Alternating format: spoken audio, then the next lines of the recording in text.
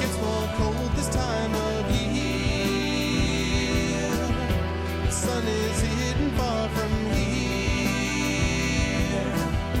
I wonder how I might atone. It's been a year since I left home. The wind is blowing faster now.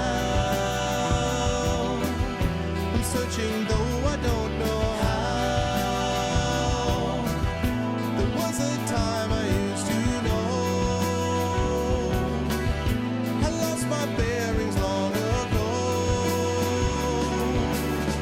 And all this time, well, it's my imagination, my fading inspiration that dances in my mind. And it's a crime. Only my imagination, my own interpretation should lead me down this road, and I know where to go.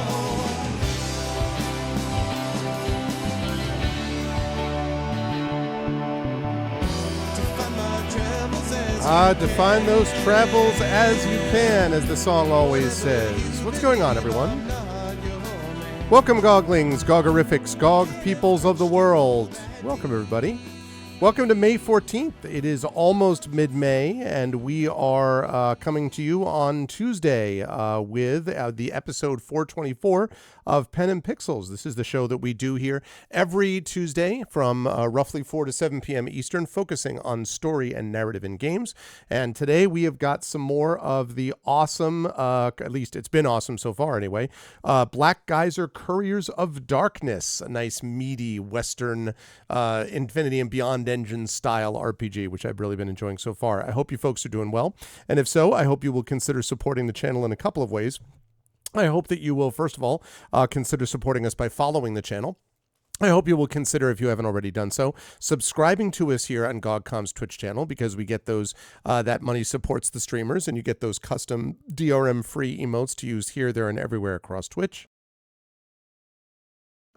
And I'm also hoping that you folks will consider clicking through and checking out our own stuff, because we have our own individual channels and Patreons and subsystems and cool stuff like that, which is very supported, which is very helpful to us if you're able to support us at those places. So please consider doing that if you haven't done so already, and welcome all. So we are here, and that means that I need to turn on this. There we go. Hi, everyone. Good to see you all. And yeah, we are ready for the magic that is known as Black Geyser. I've had a really good time with this, and I am very excited for it. But before we do that, I do want to mention one thing which is definitely related to GOG on two levels, and I'm going to try to announce this at the end as well. As I have announced today officially, ArvCon 2024, which is my yearly event to benefit the Damon Runyon Cancer Research Foundation, which does incredible work in research. They've literally produced Nobel Prize winning scientists in the past who have done amazing work in advancing our understanding of, and therefore treatment of, and eventually elimination of this dreaded disease. And it's been my honor to be able to do that for the past 9 years. Well, this is the 10th annual ArvCon 2024, and it's going to be taking place on my channel starting a week from this Friday. It is going to take place over the entire weekend, Friday, Saturday, Sunday, and the following Monday. We will have a lot of tabletop play. We will have interviews with some of the Damon Runyon scientists. We will have music. We will have giveaways. And we will also have the GOG crew. And I do want to mention that on the Saturday of that weekend, so that is a week from this coming Saturday, that is when we will have the finale of Talisman Adventures. And that is also when we will have a major announcement regarding the GOG crew. You will not want to miss that. It's going to be pretty awesome. I am very excited for it. And you will not want to miss it. It is a big announcement that we're going to be making relating to the GOG crew, and that includes all of the folks there. So that includes the 4 folks for Talisman Adventures, which includes, of course, Pyron J, Darksaber 2K, Peripheral Mike, also known as Wholesome Horror Gaming, and Undeveloped Bruce. But it will also include Inanda from our Ghosts of Saltmarsh campaign, and it will also include Fleos, who has been a regular participant in that Ghosts of Saltmarsh campaign. So all of them are going to be there along with me with a big announcement, so you will not want to miss this on that Saturday. More to the point, point, we are going to be part of that big GOG. GOG will be part of that big event because GOG today was announced as one of the official sponsors for ArvCon 2024. So I am very grateful to GOG.com. I'm very grateful to Pyron Jade, who helped spearhead a lot of this on her end. I'm grateful to all the folks on, I consider this really my sister channel. I've been streaming on it for many years, and I consider it, you folks are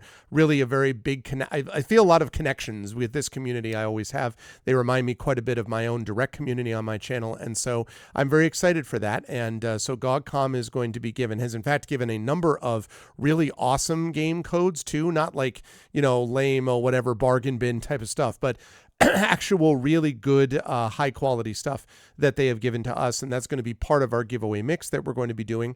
And again, you'll get that when you are over as a part of this. So please mark your calendars. Any donation that anyone is able to give is really hugely important, but also spreading the word. The more people that we can get in there, the better, and the more people that we can get hearing about this event and learning about it and talking about it with everyone around, the better. So I'm very excited about that. I will have more details about the official schedule of ArvCon 2024. I'm going to announce that in the next couple of days. I will also announce a little bit about the goal, like what we're actually shooting for this year in terms of amount. But we have raised over $30,000 in the past 9 years for Damon Runyon, and I'm really hoping we're going to have we raised over $6,000 last year alone. So I'm really hoping we have a big year this year as well. So yeah, I wanted to thank GOG.com directly and publicly for that.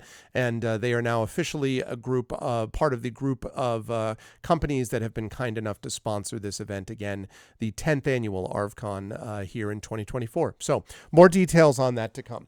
Otherwise, though, I will be doing more of this game, the powerful and awesome Black Geyser. And so with no further ado, let us get to it. I am excited. Okay. I have double checked. There was no update available as of this afternoon. I checked about an hour ago. So get out of here, trusted advisor. I always do what you say, but trust me that now's not the time. So on we go with Black Geyser. I've got to remember what it is I was doing because we had a lot of little things that we were doing, a lot of these sort of little side quests, but there was one side quest that wasn't complete, and it wasn't clear to me what exactly they were asking for or if they even were asking for something, so I'm not 100% sure. Let's see.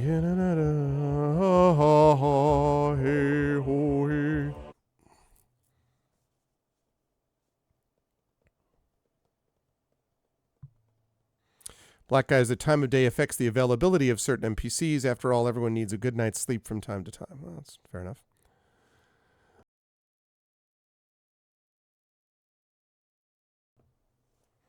Okay. Yes. The Hall of Records in the Castle District. This is the thing that was confusing to me. So we have to find places filled with undead. I haven't found it yet. And then this one, Dwarven Keeper. But there was another one that I thought, oh yeah, this one. It was in the main records thing. And it was this thing about a reward if I could return his bracelet. So maybe I'm just going to run into that eventually. I don't know. Okay, Hall of Records. Which I believe is right here. Yep. Make way, commoner. Can't you see the Lady Biala's trying to come through? I beg your pardon on this unworthy person's behalf, milady.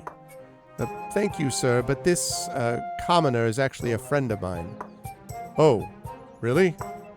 Really? He's not holding you hostage or anything like that, is he? No, not at all. But we do have urgent business in the Hall of Records. May I? Of course, milady. You and your friend are free to come and go as you please. I'm thankful our paths crossed on that lonely road, Arvin. And to you too, Lady Biala. I don't know that I ever could have gotten through those doors without your help. Now, let's see what we can find. I go. Yeah, thanks, punk. You're talking me down. Commoner fireball to your face. Okay, talk to the record keeper inside the Hall of Records. What do you have to say, scribe? Did somebody take my quill? What a fascinating line of dialogue. Oh. It does not say unauthorized.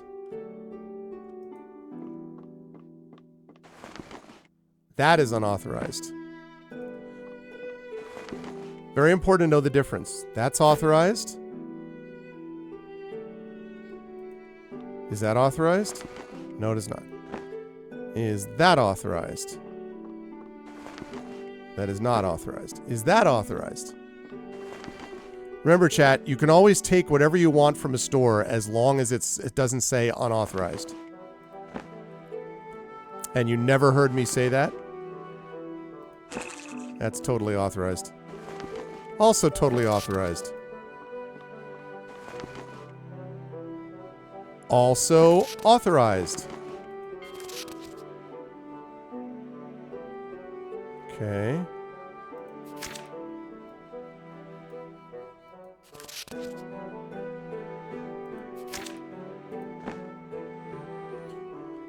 Okay. I go. I go.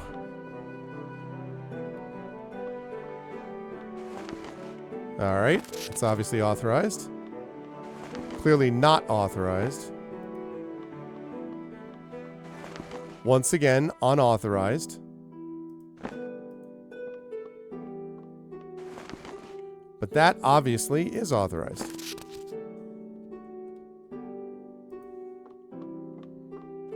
A lot of bookshelves in here. It's almost like this is a hall of records. Oh, man. I was gonna loot some more.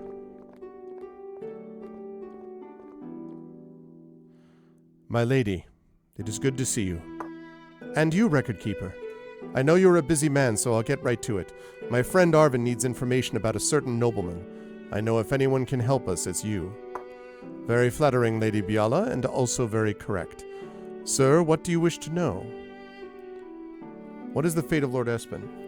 Dead, I'm afraid. Killed in a raid on his estate just as the war erupted. What happened to the Espen estate? Sacked by Darren Gould, the savages. The King's scouts reported no survivors, and worse, some dangerous creatures have decided to make it their den. The Crown cannot spare the manpower to clean them out, so I suppose it shall fall to the heir or heirs. Well, who claimed the estate after Lord Espen's demise? Well, the disposition of the Espen estate is of course confidential.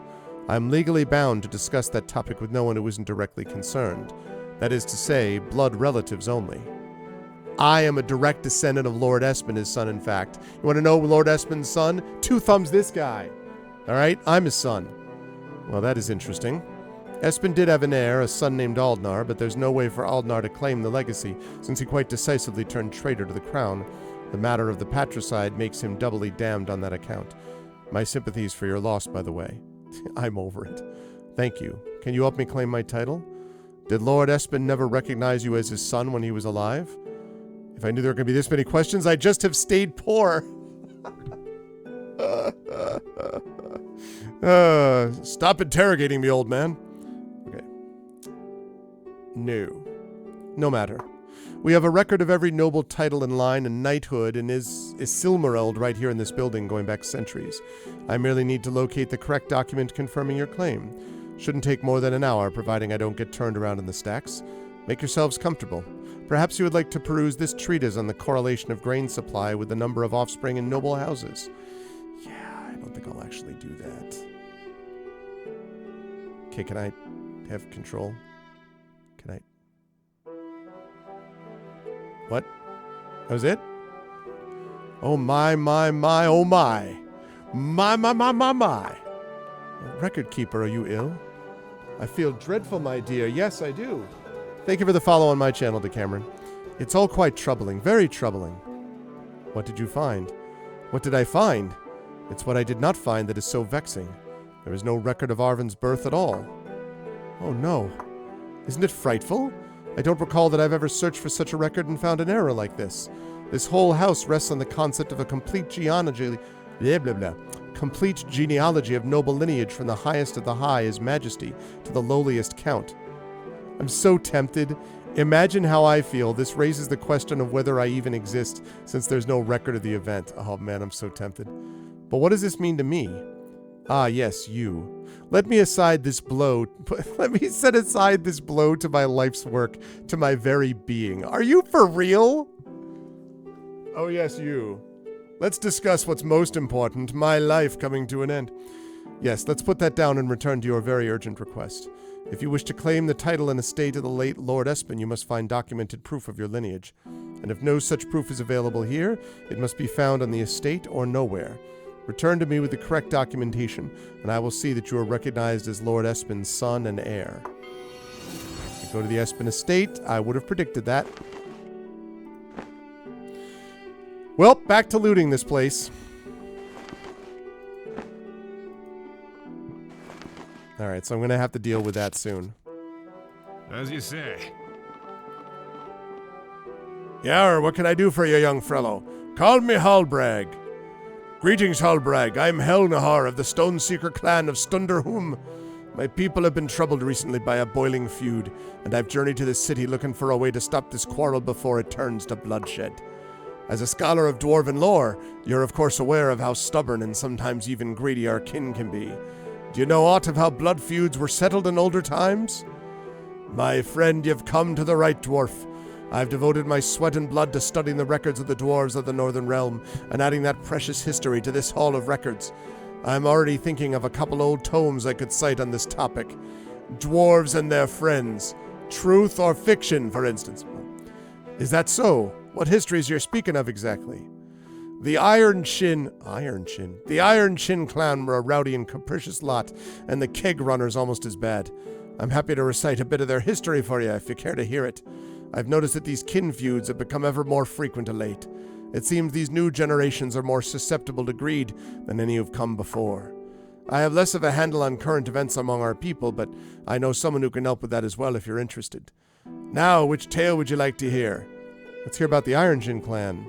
The Iron Chin were renowned in their time for an unlimited stubbornness and inflexibility on even the smallest of matters, which wasn't their chins, to be clear. Those things were huge. It came to pass that the clan leader was lost while following a vein of emerald in the depths of a mountain, and his twin sons each vowed to take their father's place. The two malcontents stirred up strife among their allies and cousins, and almost brewed up a war, but the clan elder was wise. He counseled single combat to decide the issue, and the lads agreed. Neither son survived the fight, but the rest of the family was spared. A younger brother, one more talented and cunning, succeeded to the clan seat, and the Iron Chin have prospered ever since. What I hope you've learned is that it's easier to avert the course of a river than stop it altogether. Use cunning to bend the intent of the hostile parties to keep the clan safe, and keep your chin iron. Tell us about the Keg Runners. The Keg Runner clan were known everywhere among dwarves for the incredible, nigh bottomless capacity of their bellies for ale, as well as their excellent breweries. But these noble dwarves fell into turmoil when Ortan Keg Runner, clan leader, decided to marry his son to the daughter of a rival bloodline, the Golden Hammer. Orton's people were ready to revolt against their lord, so deeply did they detest the Golden Hammer. Axes were already being honed and chainmail mended, but Orton Keg Runner convinced them that he had a secret. That peace with their enemies would mean shared security, less work patrolling, and more time for smithing and brewing, and importantly, drinking. When he showed his people what they had to gain from this alliance, their quarrel evaporated like foam from a tankard of beer. Take note, youngsters, when you can't speak to a dwarf's reason, point to their want for gold and gems or ale. That should help, and in no way is this a stereotype that's reducing them only to their obvious traits that people make jokes about. Who's this person we could talk to about more recent events? A friend of mine, Fiora, works at the embassy of the Northern Realm.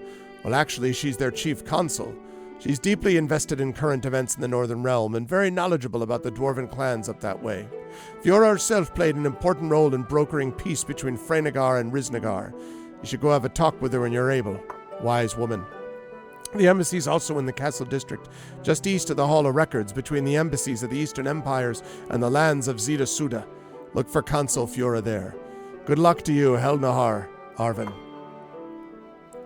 And Godspeed. Okay. Alright, let's see what else we got.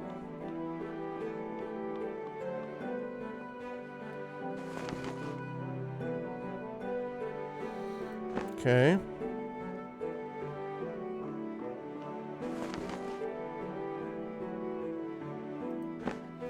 Bunch of unauthorized, you know. Isn't this a library? Isn't this supposed to be free for everybody? Isn't that the whole point? Ooh. The Voice in the Woods. This book's cover depicts a spooky, unnaturally crooked tree. Inside is a series of bedtime stories for children. These menacing tales have undoubtedly induced many nightmares since the author sent pen to page, but also include object lessons about the various dangers one might face in the darker corners of Yarangol. There are also several sketches interleaved with the stories to help the reader's imagination along, so that the smaller tots can enjoy it even without their parents present. Oh, I've already read this. I've already read this book. It was okay. I'm going to have to level up here in a minute.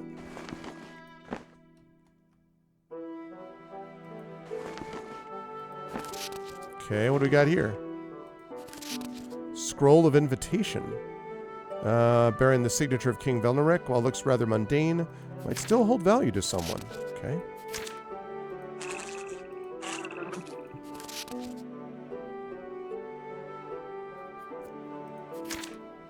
Alright.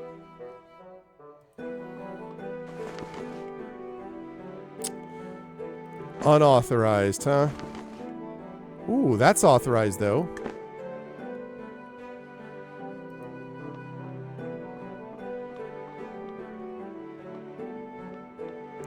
Again, chat, always remember authorization versus unauthorization. Don't take something that's not authorized. But if it is authorized, take it freely. See, that one is not, so... You're in charge.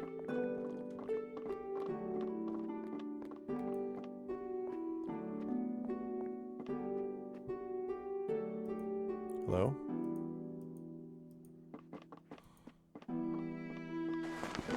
Okay. Getting a lot of identify scrolls. And some candles. Ooh, heroic defense.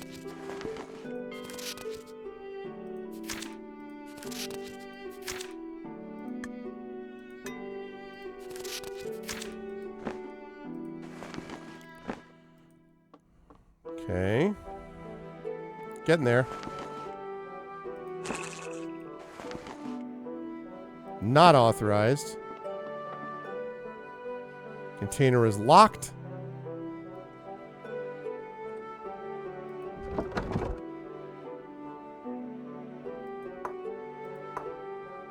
Okay. Authorized to be unauthorized. Yeah. Basically. Speak your mind. Ooh, okay. Right. Let's see. Learning and research, bargain and persuasion.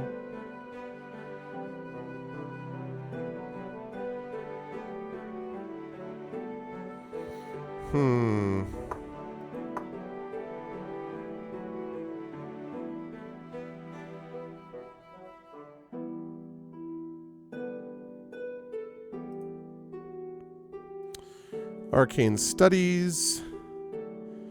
Yeah, let me get another one of those up there. And...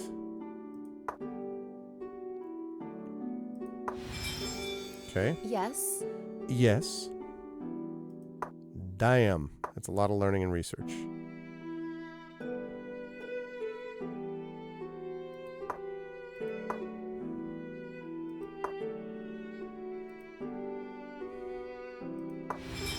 Okay. I'll make it. Right. I'm listening. Hi.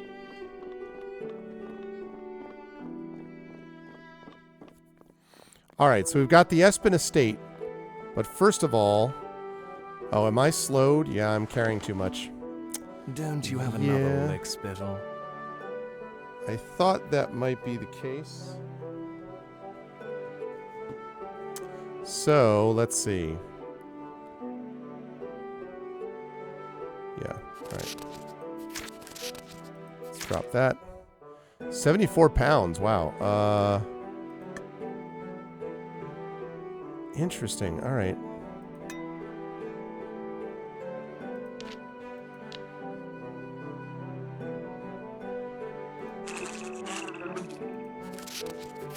These scrolls are freaking...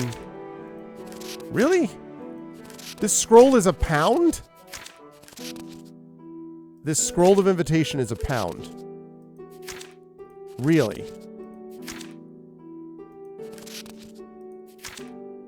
I would not have guessed that.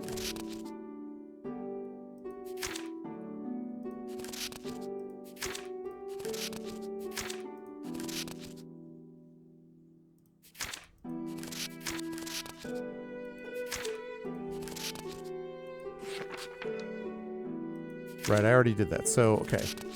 You carry that. You carry that. I'm always ready. You carry this. Really would like to be able to increase his strength a little bit so he's not quite this weak. It's a little much, quite honestly.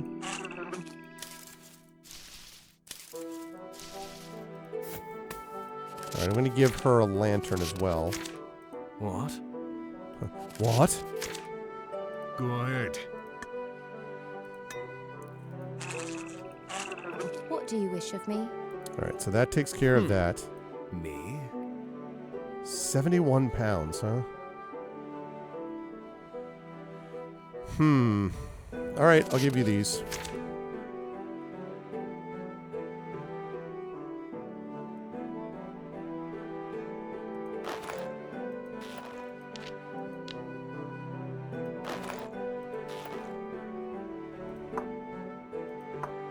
There we go.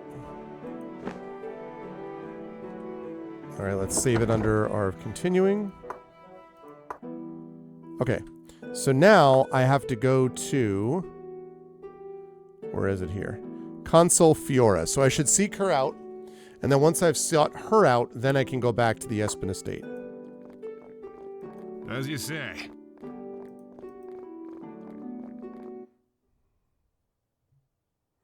Hello?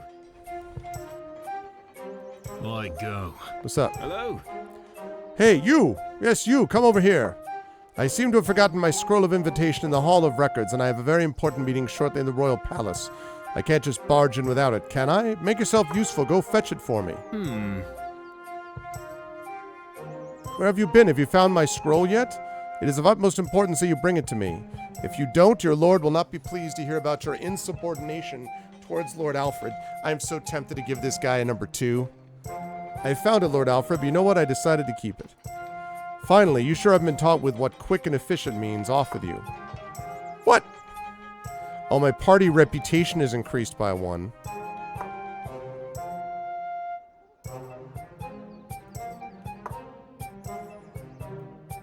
What a jerk. I mean, I guess I'll take the experience.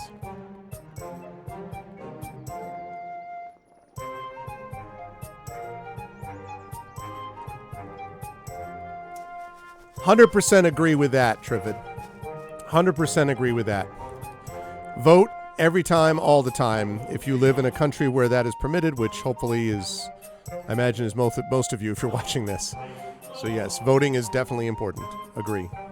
And I'm glad you voted. Okay, we're going to go talk to what's-her-face. As you say. Who's a Rillo merchant? Oh, that's exciting.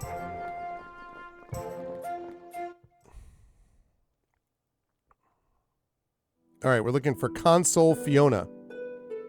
Or Fiora. Piss off. Hail, traveler, and welcome to the Northern Realm Embassy. I am Chief Consul Fiora. Now, what can I do for you? A friend of mine needs some advice from an expert on the North. Hallbrag from the Hall of Records said you were knowledgeable about recent events in the area. Sure, tell me a story and I'll help if I can. I'm of the Stoneseeker clan. A century-old split in our bloodlines led to a feud. Both sides are laying claim to a newly discovered gem mine and cannot come to an agreement about ownership. Everyone involved is too stubborn and greedy to accept any kind of compromise. As you probably know, any unclaimed mine or territory will by default go to the king after 2 years have passed. As the time gets shorter, the rivalries grow and ever worse. If something isn't done, I fear bloodshed's inevitable. I have a niece from the other bloodline, and my heart would weep should any harm come to her or her family. I must find a way to return peace to those dim halls. That is why I've come to Isselbright. Your bravery and commitment to truth is commendable, Helgenhar. I feel a responsibility to every dwarven clan, and I confess I have particular fondness for the Stoneseekers, though it's been long since I've seen any of that clan in person. I will look into the deeper context of this problem with the Stoneseekers. I was one of the negotiators in the feud between Freynagar and Riznagar, you know. Not an easy knot to untangle. Return later once I've had some time to work on this. Until then, goodbye, my friends. All right, I'll keep that in mind. Okay, have you figured it out? I need more time. No problem at all. Hey, can I have it? I need more time. Okay. All right, I understand. I don't want to react. Okay, have you found anything yet? You'd be surprised how many times the running away and immediately turning back like takes care of the passage of time thing. It is amazing how much that happens.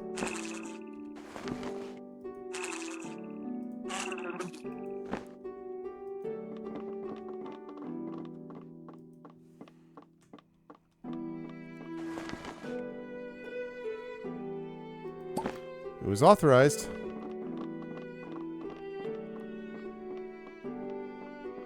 Yes. Welcome, traveler. Care to learn about the lands of Elenutar? Can you tell me about Elenutar? Elenutar is our creator lord and guiding master. He guards over the endless deserts of the east along with the many oases that are scattered over it. He defines our way of life, gave us our desire for exploration, but he is also a strict ruler.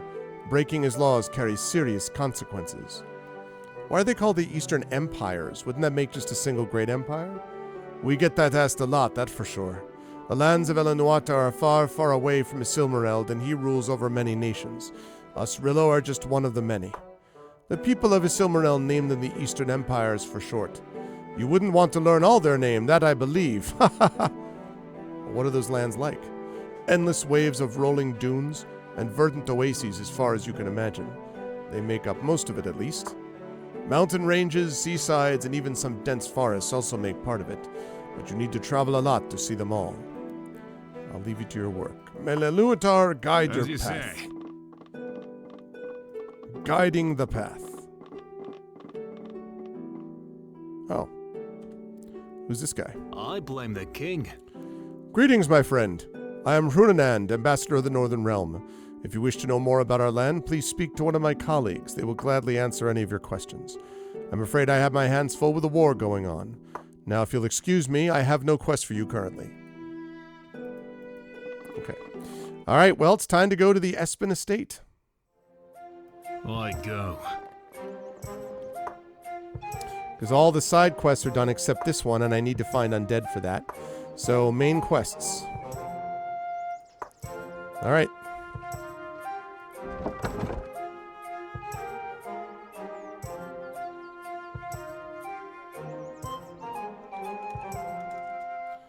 Arv in the city. Just enough for the city.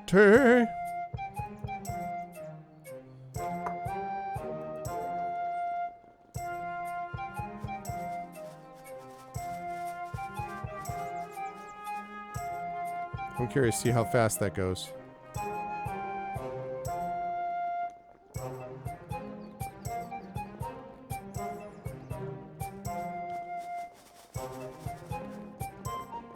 Oh, interesting. As you say. Okay, and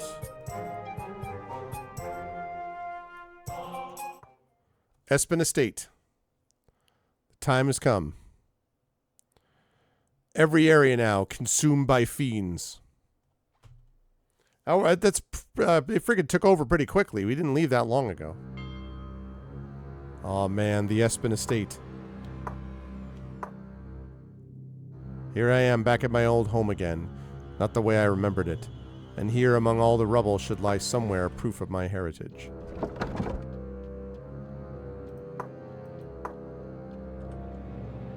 I go.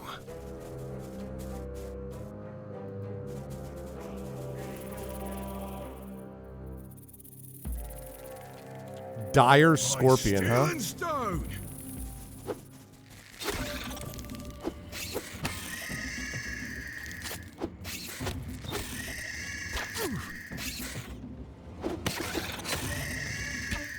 There we go. So dire scorpions have already taken over. What the hell is that? Giant scorpion. Arv in the City, a Sex in the City RPG spinoff.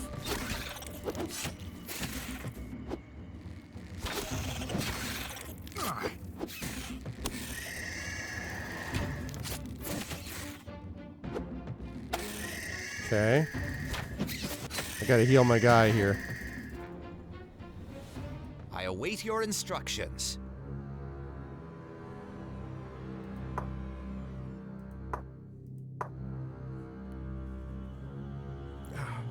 Doesn't he have a heal? I thought you had a heal.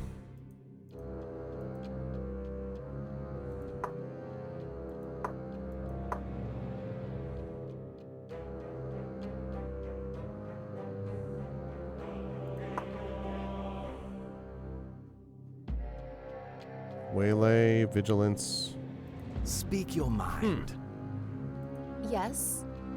I thought that this Don't dude you has have a... lick spittle?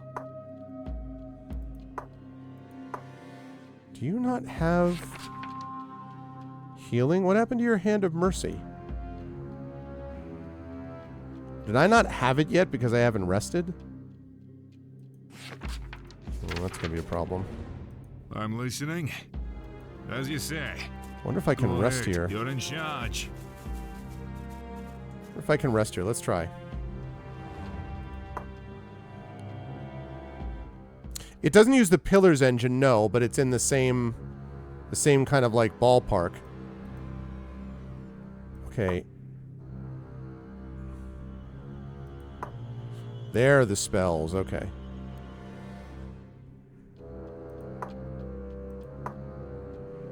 Okay. That's what I was wondering about. At once. What do you need? Aye. So it's got that same kind of feel to it, for sure.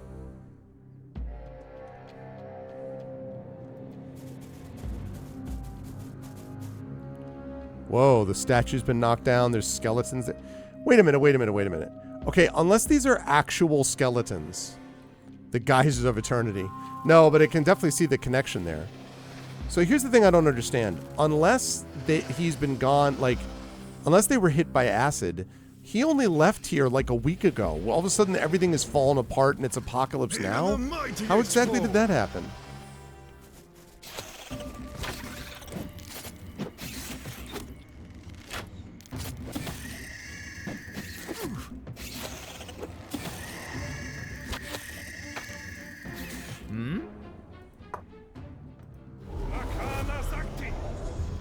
There we go.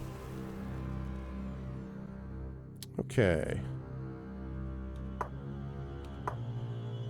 Like, I mean, how long does it take to... Go. All of a sudden they're just like, well, it's a terrible time for all. I steal. Surrounded by birds.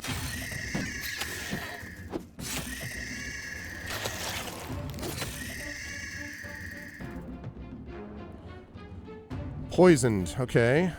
Can I What? cure your poison?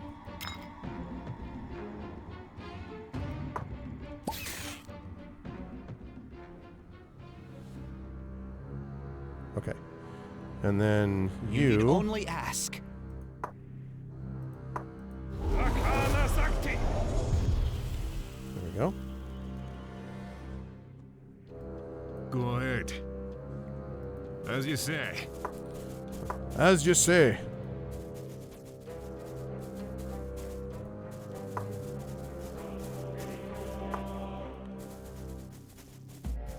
I mean, there's like all the shields everywhere. The garden is run down. Like, listen, I understand things go south quickly, but a week later?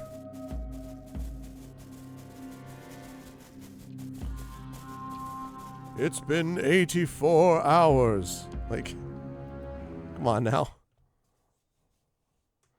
Bet it's going to be great in here. No problems, I'm sure. No issues whatsoever. Find your birth records inside the haunted mansion. Well...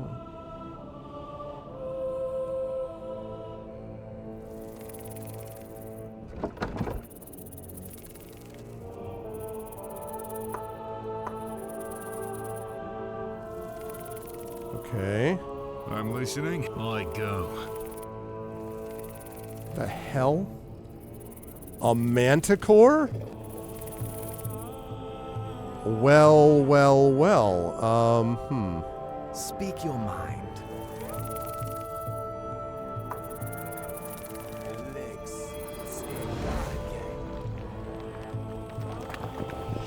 Okay. Now. Yes.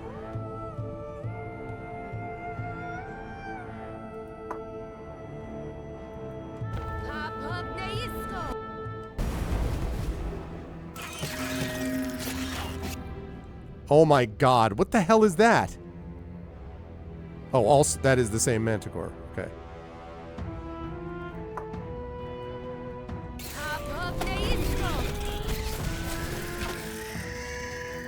I'll make it. Go ahead. By steel and stone. Okay, and I need you I'm always ready. to shoot at this guy. Don't you have another lick, Spittle?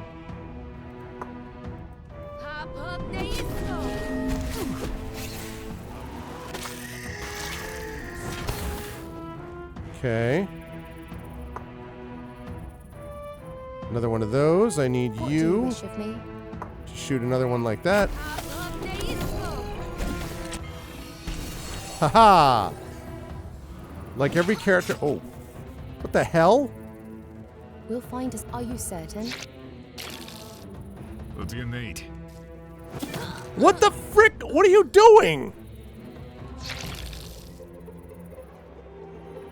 What? Why did you just kill her? What? Get the hell out of here. He's just like, I'm just going to kill it. What are you doing?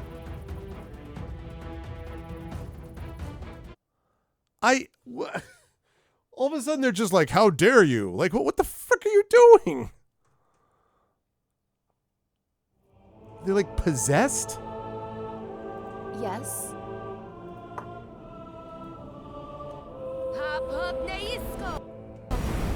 I'll make it.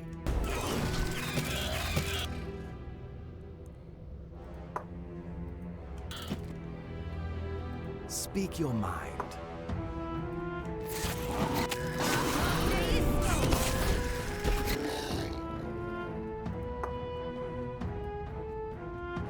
I'm always ready.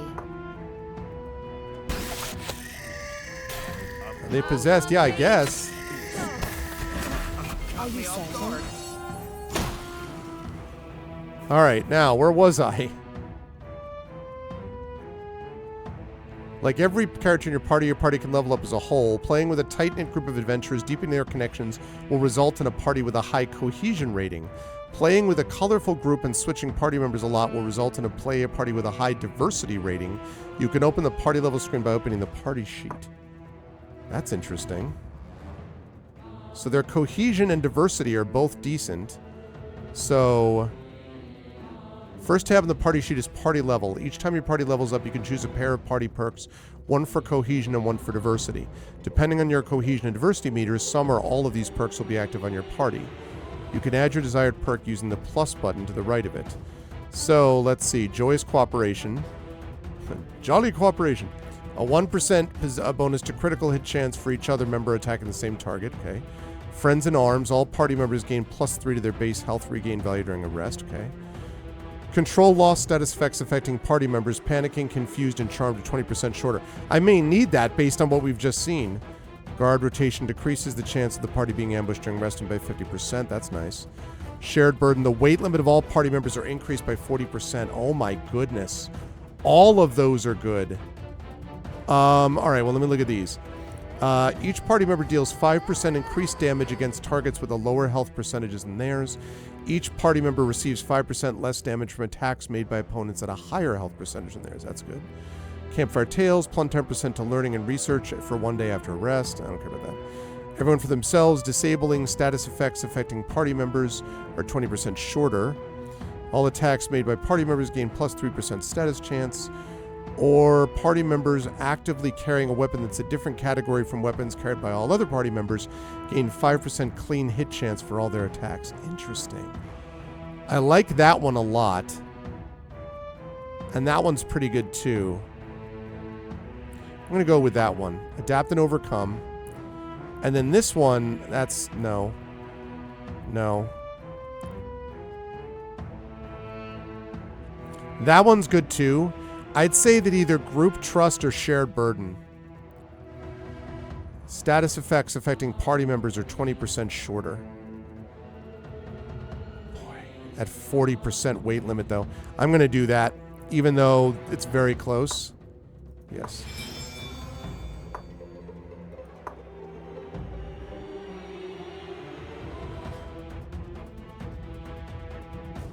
Okay, let's see. Biala. Okay.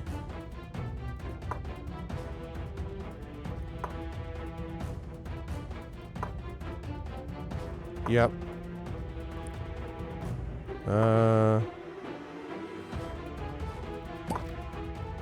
No. Defensive.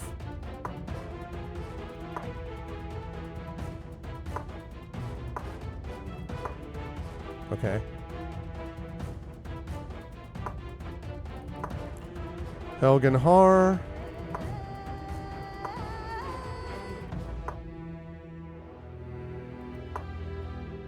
Okay. Right, that's good.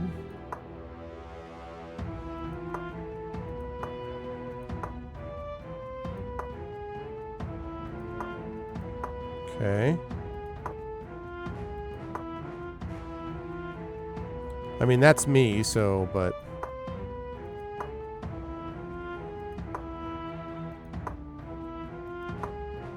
Okay.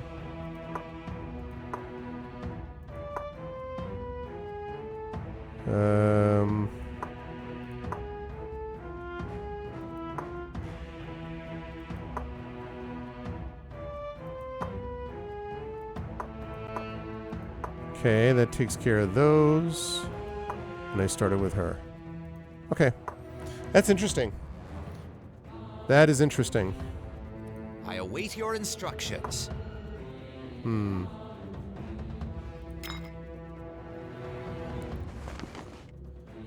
I wonder if I can brew any other healing potions.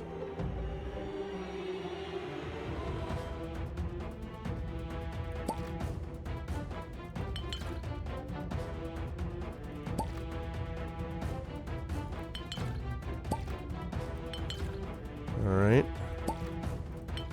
I'm listening. Don't you have another lick, Spittle?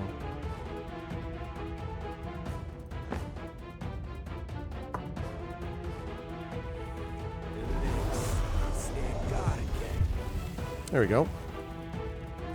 Okay. Go ahead. I go.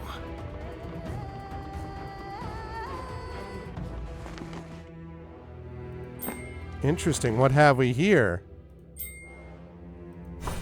Mind Maze Amulet. A bizarre-looking amulet that somehow looks impossibly old yet flawlessly new at the same time.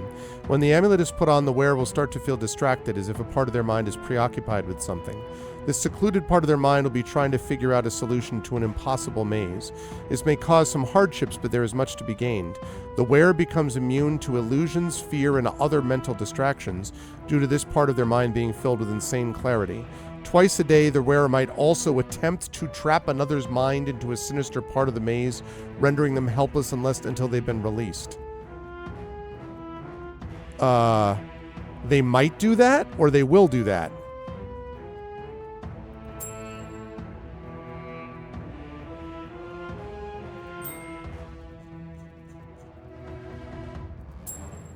I hope might as in if they choose to do it against enemies.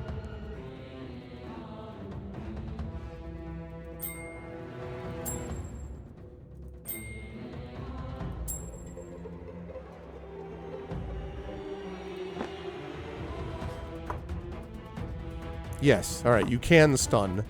Not that you will stun. Okay. As you say. By steel and stone!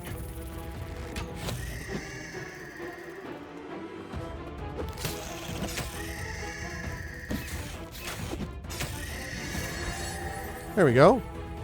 And we got a level up.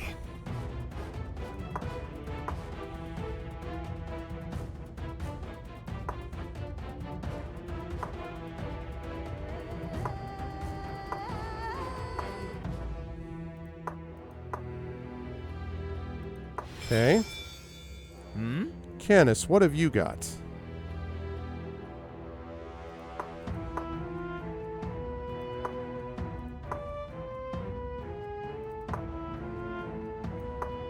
Oops, wait.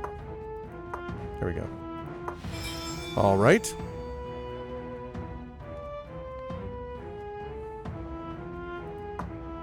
You need only ask. Haha, I thought so. Okay, inflicts pacified. Let's get another one of those. A red sun rises. Oh yeah, that's right.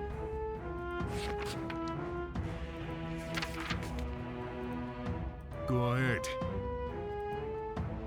I await your instructions.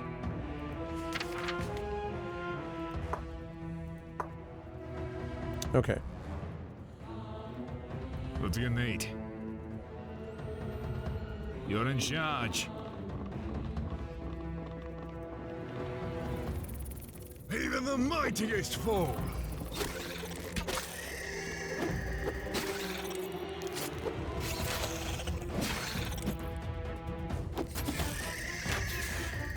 There we go. I don't know why I'd find the birth records in the kitchen, but you know. You get it mixed up with the recipes, you know how it is, like. You know, you put it right next to like your, you know, the noble stew or something, and like that's where you actually accidentally put the birth certificate.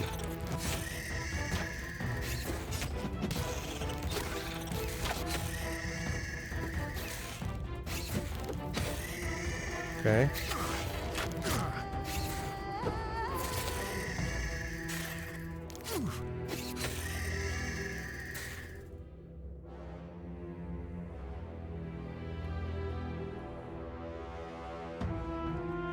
Aye.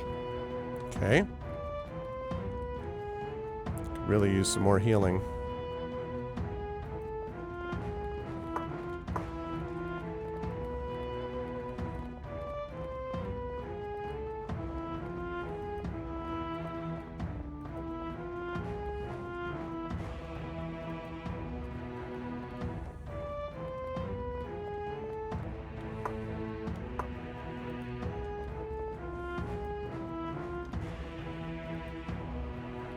Whoa.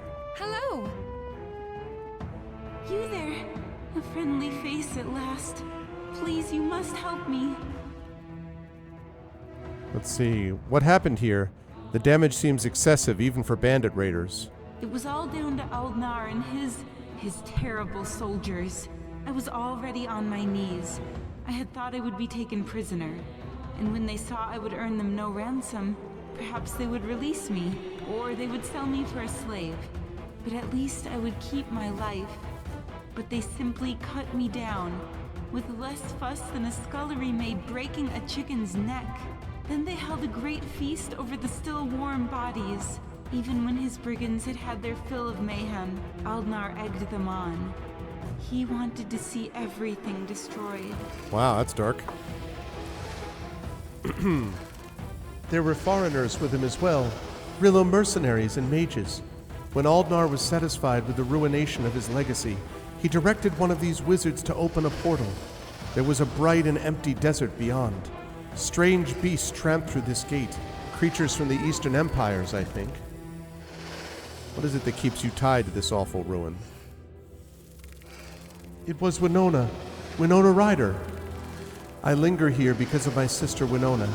Since my killer didn't have the courtesy to give me an easy end, my thoughts lingered on her when we last spoke in our home in Derenguld as my belly bled into the straw. We'd had a fight, you see, a terrible row before I came here to work for Lord Espen. I thought I should hate her forever for what she'd done. The last time I saw her, I was about to leave for the estate when he brought me a gift, a golden conch shell, to make up for the hurt between us, and I refused her. I left it in Daron Gul and promised myself I should never speak to her again.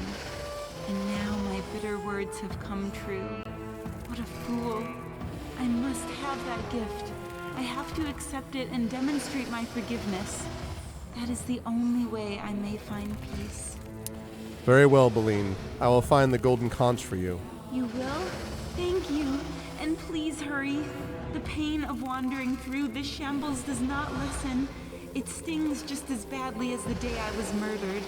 The family home was in Daron Gul Center, on the east side of the Guild Hall. That is where you will find it. Okay. Well, that is good to know.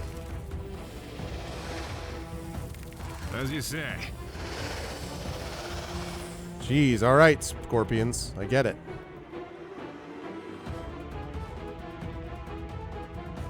The room upstairs is collapsed, blocking the entrance with debris. I see.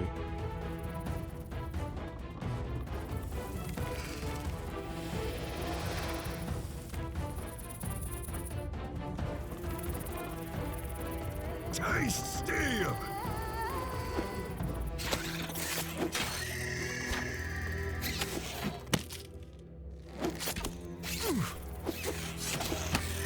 Okay.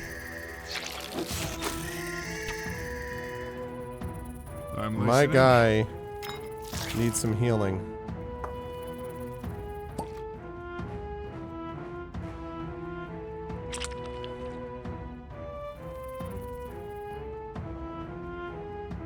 Whatever you like, go. Okay, I want to move... Oh, still poisoned.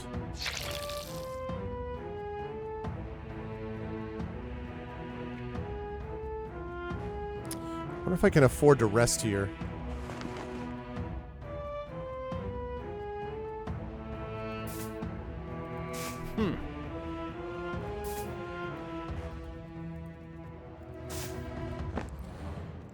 I feel like we're likely to get interrupted here, but...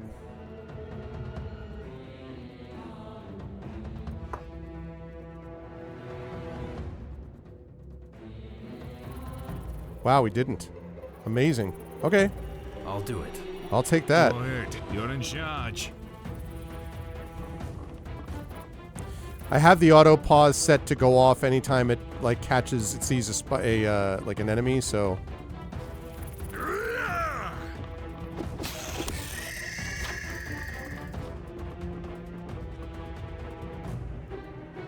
okay.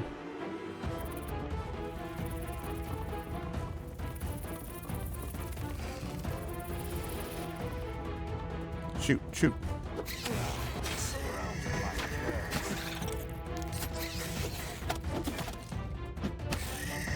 Okay. There we go. Could have been a problem, but it was okay.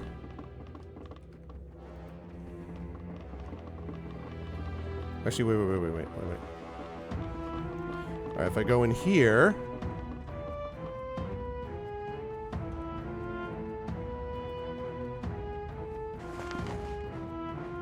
Birth record.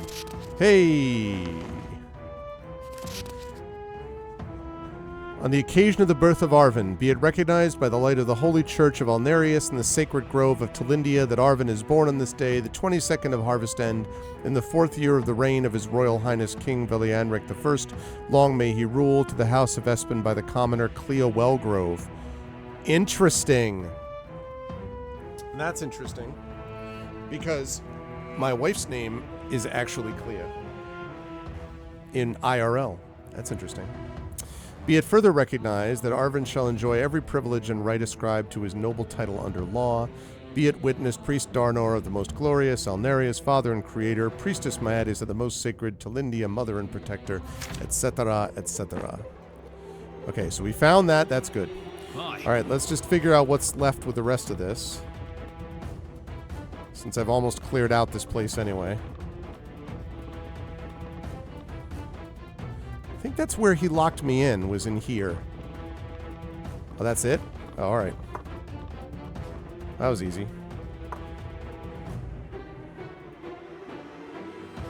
Okay.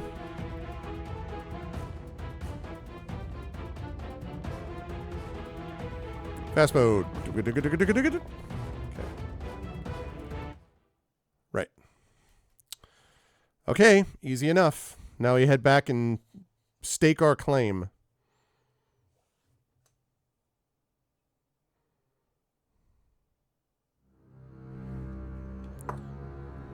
Guess who is the Espen heir? Okay.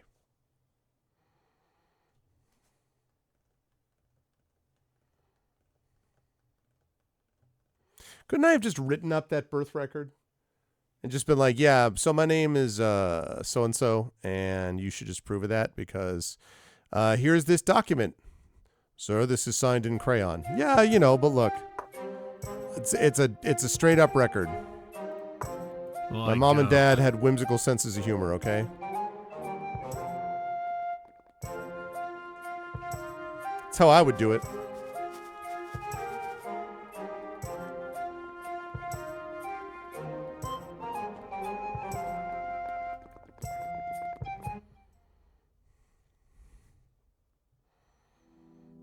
I go.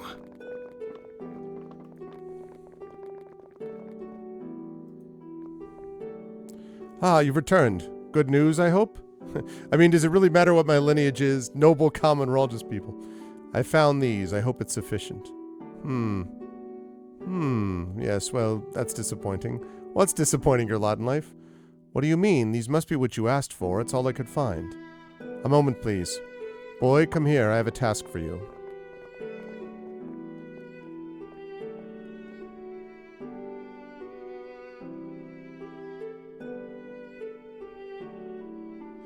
Oh, sorry about that. These are the correct documents, and they do confirm you as the true heir to Lord Espen's title and holdings. What's disappointing is this other stack of papers I have here. The official record of Lord Espen's family line and succession appears to be the work of an expert forger. How do you know your records are forged and mine are real? Here, compare them side by side. The text, the legal jargon, and the format are all perfect, but the forger did not have access to Lord Espen's official seal. If you look at the wax impression, the forged version is flawed. Yes, there is no question. You are the rightful heir. What about Espen's son Aldnar? As the eldest, won't he make a claim to the estate? Aldnar's attack on the estate under the flag of Darren Gold was effectively an attack on the crown. That nullifies now and forever any legal claim he might make. The king himself is the ultimate authority on these matters, you know, and he is not the forgiving type. What exactly will I get? Is there something I have to do as a nobleman? Whatever Lord Espen had is yours. Since I haven't personally inventoried the man's treasury or land holdings, I cannot be any more specific than that. Is there anything I have to do as a nobleman? Your responsibilities as a new lord are a matter for the king. A timely question. Knowing His Majesty would wish to be informed of these developments at once, I sent a scribe to request an audience for you. Here he is now.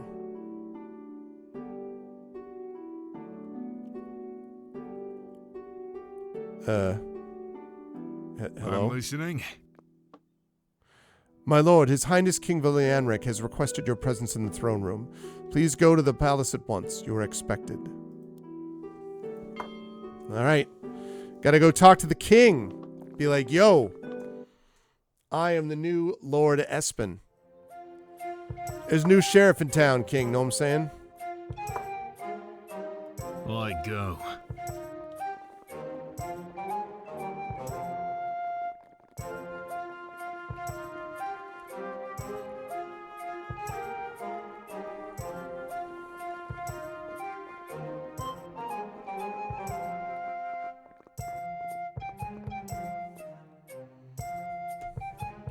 Let's save this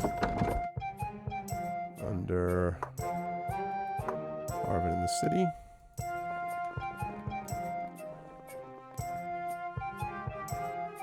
Don't get so close. Ah, Lord Arvin. Welcome. You're most welcome.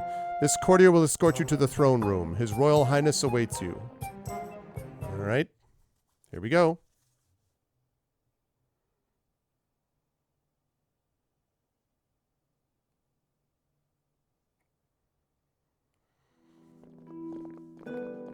Ooh, nice marble.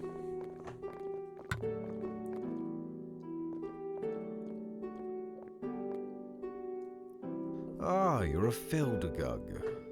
I didn't expect that. Your Majesty must take care not to insult my lineage, or may he find himself in an unfavorable position. Yes, I take after my mother.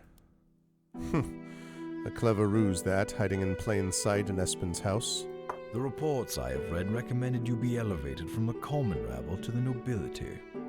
I intend to honor your birthright and make you the new head of the House of Espen. Quite a stroke of luck for you, I'd say.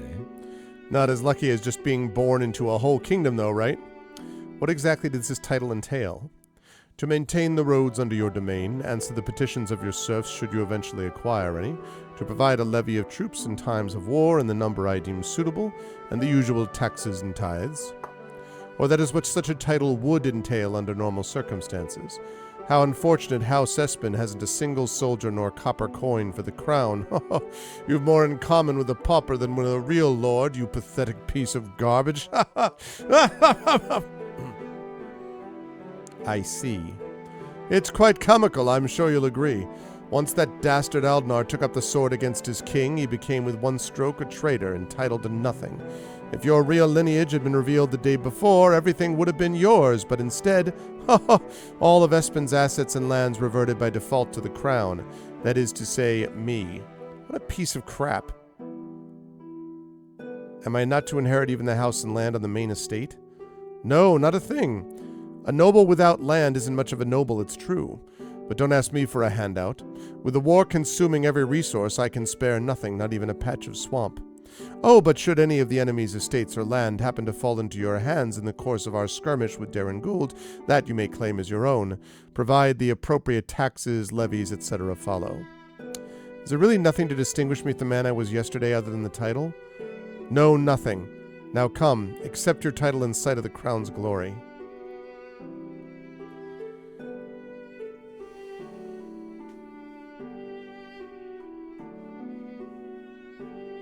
Screw this guy. No.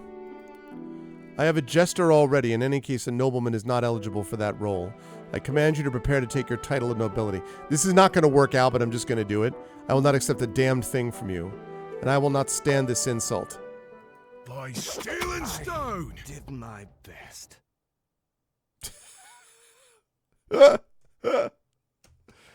Welp. I died in one shot, so I guess I've got to say yes to the guy. Well, that sucks. The guy's a punk.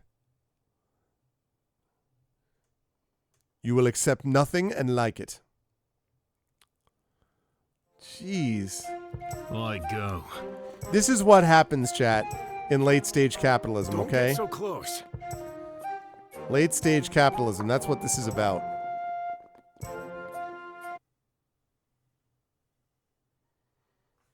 Just crushes me to the ground.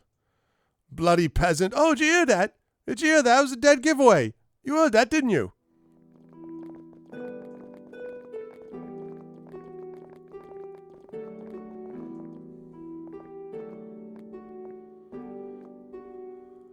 Ah, you're a Feldagug.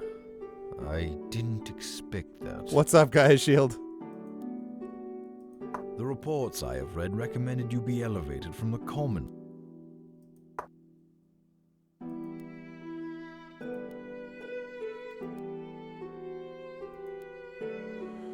By the power conferred upon me by Alnarius the Most High, King amongst gods, I pronounce thee Arvin, Lord of the House Espen. Yes, Your Majesty. I grant every privilege of that title as well as every responsibility until your dying day or until it be revoked by my will. Or put another way, you grant me old castle full of nothing. Oh. I go. Speak your mind if you insist. I await your I shall not flag until we prevail. Don't you have another lick spit on your move? No, I must survive. Caught me off guard. I did my... God damn it.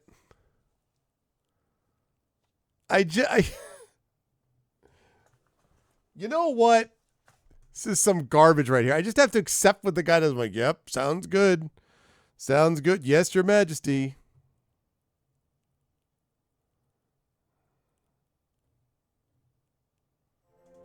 Stroke of luck. I'm listening. I go. Don't get so close.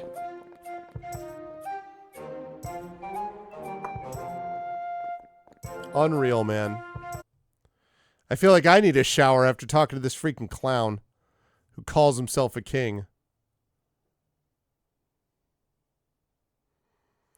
This is why, chat. Don't ever accept an estate, okay? Anyone ever tries to give you a castle, you tell them, put it where the sun don't shine, alright? Ah, you're a film. Uh-huh. The reports I... Uh-huh. Uh-huh.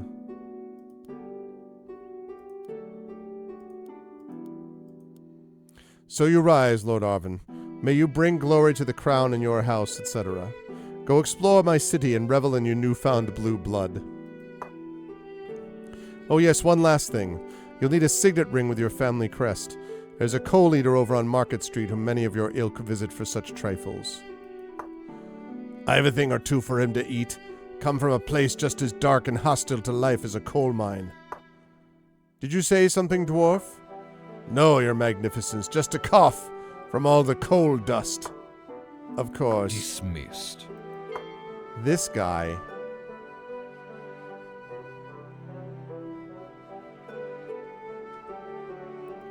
Okay, so I'm going to save this.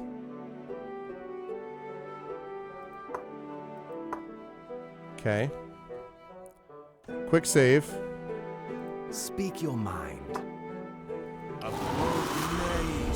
Snowball! It was worth it. It was worth it.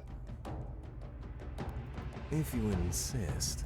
Don't you have another lick spit? Running away! Running away! Running away! I'm sorry. I apologize.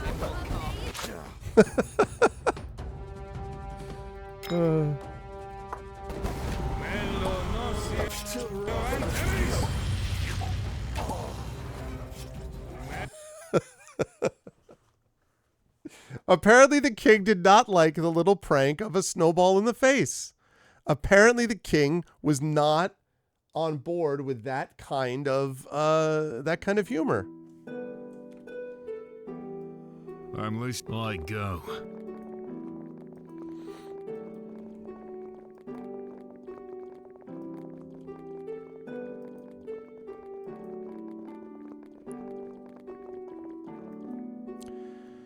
I am Fengir, Rillo emissary to the crown of Ismerald. My title is only a few minutes old. How did you come to know of it?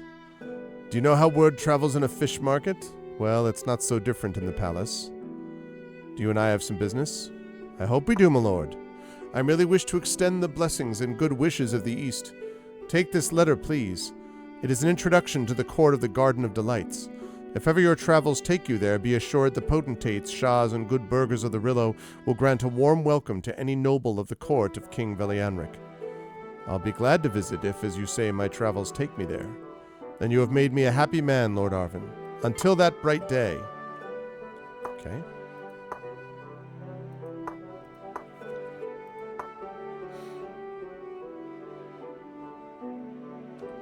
Okay, Tollbart on Market Street first. I mean, Gaia Shield, you're going to have to build yourself up big time. There's roughly 20 people that I saw in there, each one of which practically one-shot me. So it's going to take, you're going to have to get yourself pretty freaking powerful to get to the point where you'd be able to stand up against them, I think.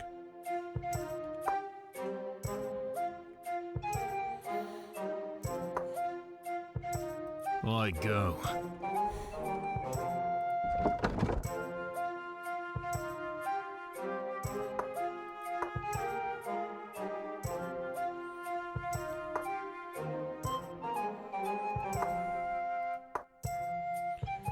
All right, let's see. Market Street. The fast travel is nice. That is nice.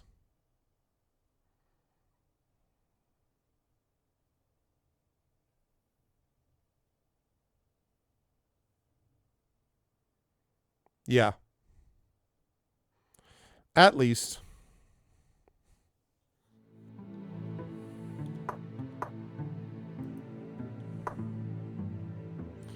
Okay, and I'm going to need a place that I can actually get some rest as well.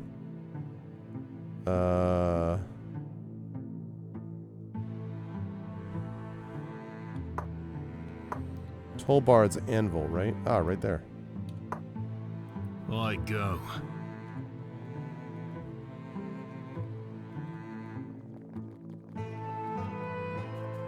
King had no sense of humor, chat. No sense of humor.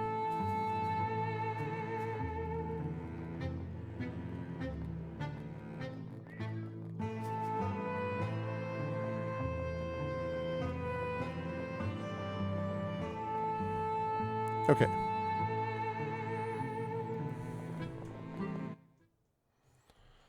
Tollbard. Yeah?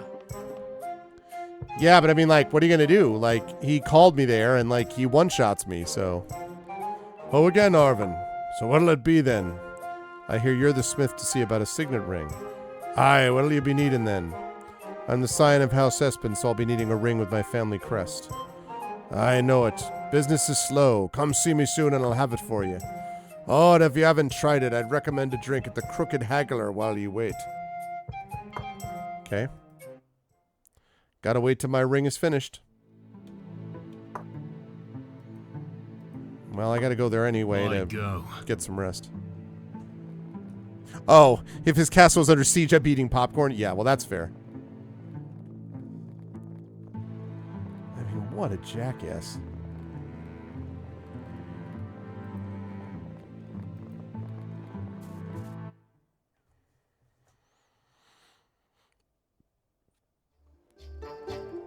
I go. Yes?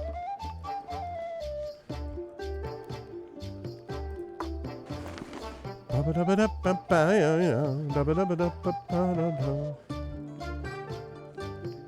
we're gonna do that.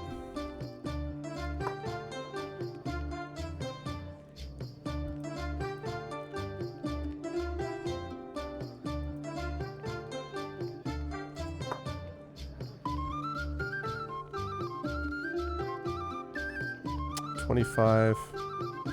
What if it's 25 gold pieces per person? Alright, we're gonna find out. So that should be 40 gold total, which is expensive, but...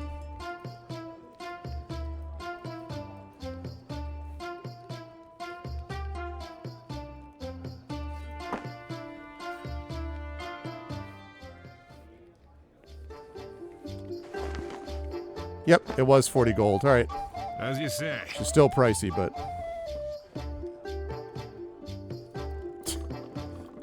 You can tell...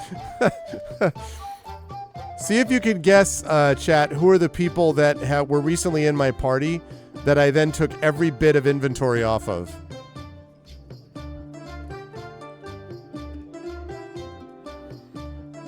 Hello, you two. Good to see you. I'm just going to be on my way.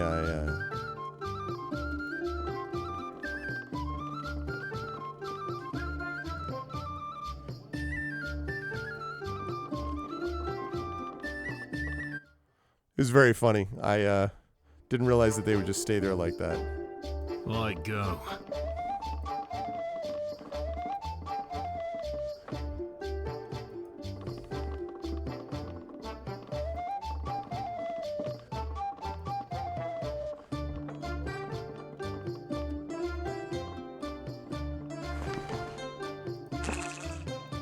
Okay.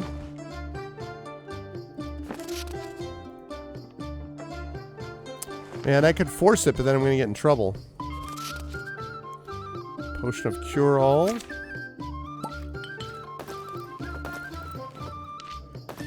Oops.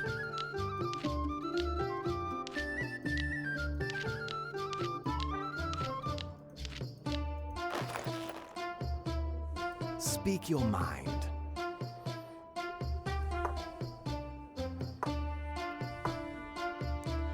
Pity Ring and Red Comb, huh?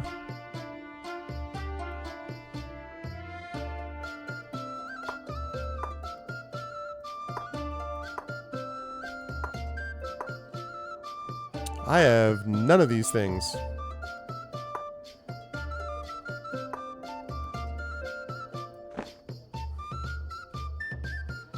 Okay. Well, hopefully the dude should be ready to go by now. If you insist. I'm listening. As you say.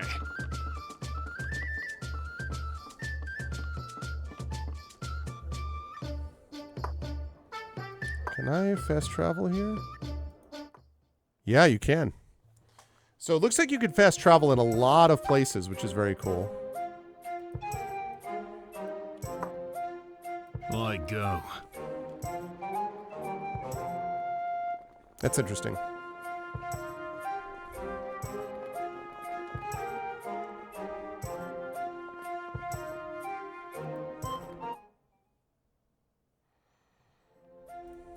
So, Tolbard.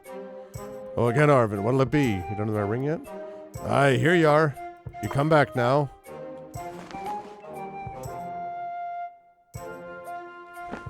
Speak your mind.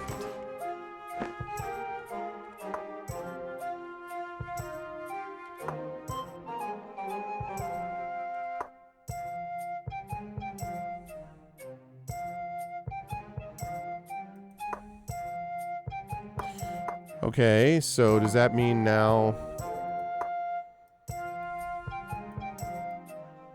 Oh, okay, so I have to leave. Interesting. So... Oh. Hello, cutscene.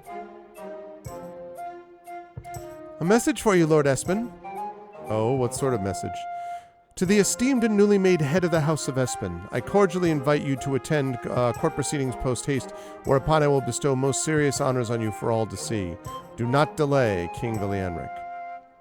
Something for your good work. Thank you ever so much, my lord. Good day. Party greed decreased by 2. Party reputation increased by 1. Let's see, where's the greed level?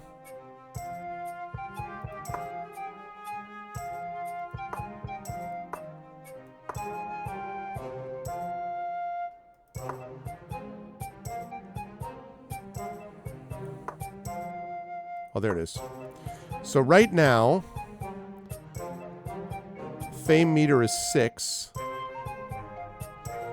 Moving it towards idolized and generous. The greed level is 180 out of 300. If you do more greedy activities, then it's going to become more greedy, and that causes other problems. I go.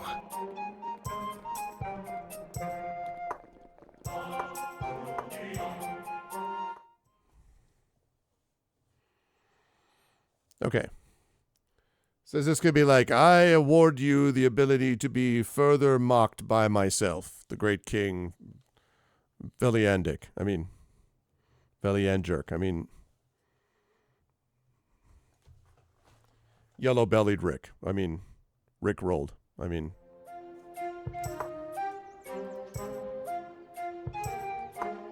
I go.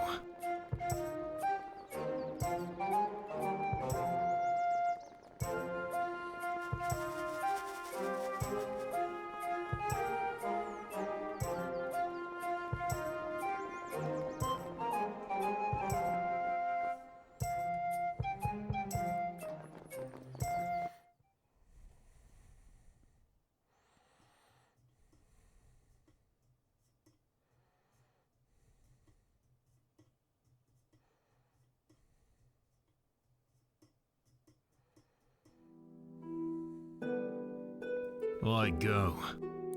Ah, Lord Espen, you're finally here. Hurry, King Velianric is waiting for you in the throne room. Why are we in such a hurry? It is up His Majesty to discuss with you. Can we move on? All right. I'm ready to see the king, even though I don't trust this bastard.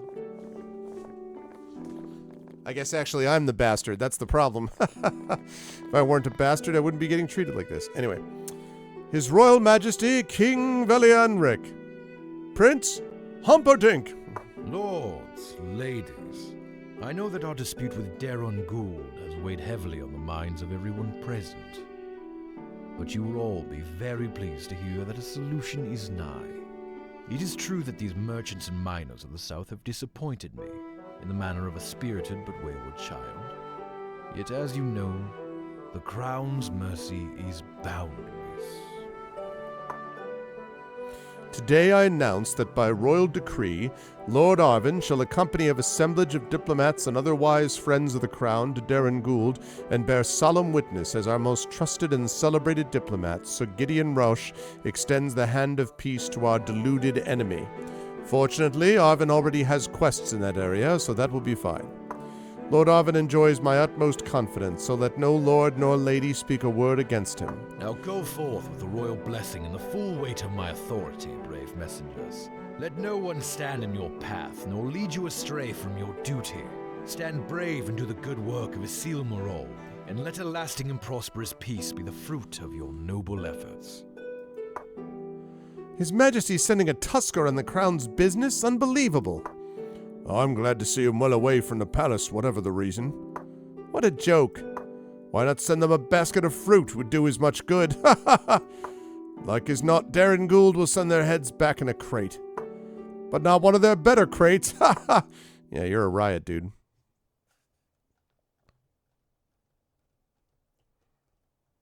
All right, Darren Gould it is. Stoutwood Pass. Stoutwood Pass. What Stoutwood Pass? I'm an idiot. Whoa. Is everyone gathered then? Can you all hear me? Good. What is this outrage? I'll have you know I am an official emissary of King Velianric, traveling on His Majesty's urgent business. You had best take your banditry elsewhere. Go rob some merchants or something. Ah, but we are no mere bandits, my lord. We represent a much greater power. What, are you ambushing travelers on behalf of Darren Gould? Because that is exactly where we're headed. Enough. We're not thieves. We are here for you, sir. Lay down your arms and kneel before us, and I offer you a swift death. Sure, I'll lay down my arms. Right into your skull.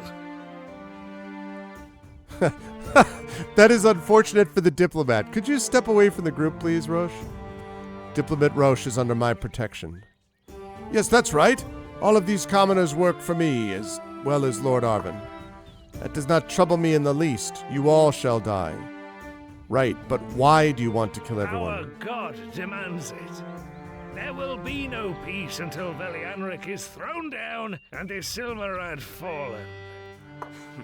That is not how one goes about achieving peace, sir. Believe me, negotiation and compromise is my life's work. Silence! It's a pity you will never witness the world that is to come, but it cannot be helped. Shoot. Oh! He's dead. Now to the rest. Kill every last one of them. He says outrageous proper channels. Well, I guess the negotiation's over. I'm listening. By steel and stone! Wait! I can get up.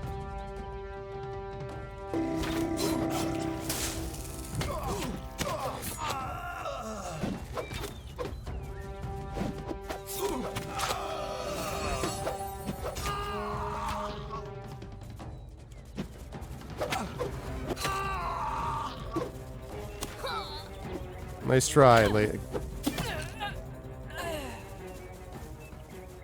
Well, time for aggressive negotiations. Take the king's missive from Roche's corpse. I will do that just as soon as I loot absolutely everything in the area. I go. I await your instructions. All right, real shame that this happened. All right, now that I've looted them, let's see what we've got. Identify. Arrow of the Hunt. This is a plus 5% magical arrow.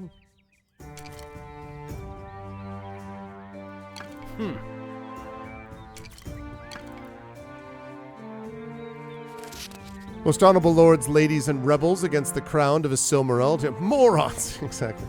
I, King Velianric, extend my open hand in a gesture of peace between our cities, that our people may no longer suffer, our property no longer burn, and that our treasures may be put to better purpose than the funding of violence and mayhem.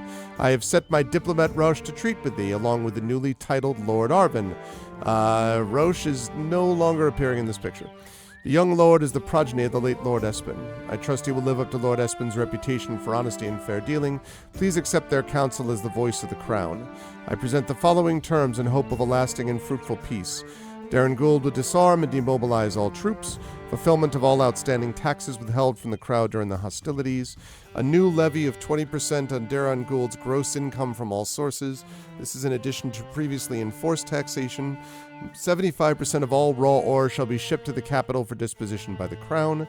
From the nobles of the War Council, immediate surrender of 1/2 of all land holdings to the crown. Said lands to be selected personally by me or by a steward appointed to this task. Wow, this seems like a real great peace deal for Darren Gould. These items are none of them negotiable, subject to alteration or negation.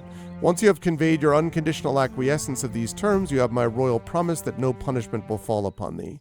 May we go forth together into a brighter future, you as servant, I as master. Forever your exalted and absolute ruler, King Velianric. This guy is impossible. Oh my god. So I don't blame him. Jeez Louise. Go ahead. Okay, a noble's coat. Plus 8% to pulse and blow resistance, 9% to base dodge, 15% to cold resist, 5 to slashing, 8 to heat, 15 to stabbing, 5 to bargain and persuasion. Let's see. Well, might have been effective, except that it was not as effective as one might have Speak your hoped. mind.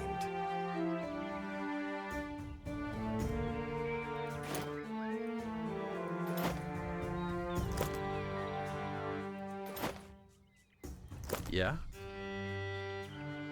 Okay. Yes. What do you need? All right, what else we got? Stylish red boots. I'm always ready.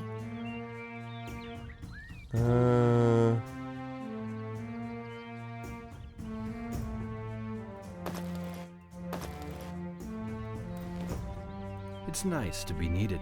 Don't you have another lick, Spittle? Oh, wait a second. What do you wish of me? What? There we go. I'm listening.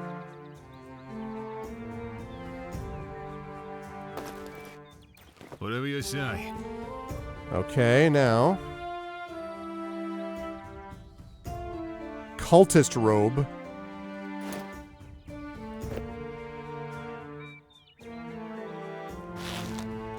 We'll find a solution.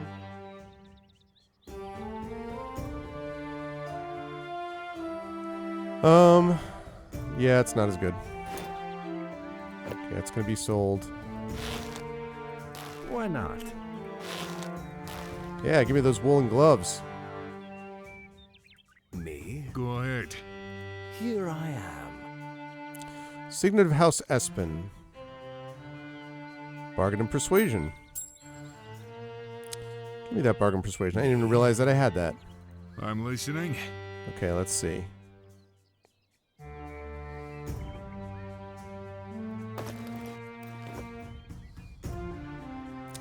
Chainmail hauberk.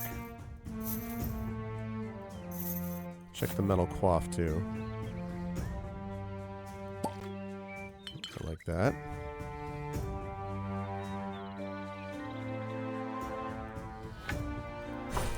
Ominous garnet staff. Let's see. +2 to int, +1 to critical chance, 1 base spell level 3, 1 base spell level 5. A natural magic. Okay. Here I am.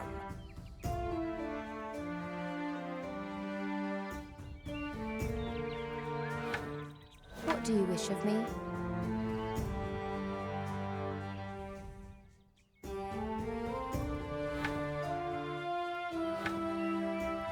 Okay. Don't you have another lick, What do you Spittle? need? Okay, looks like all of this is stuff that I'm going to sell. Okay.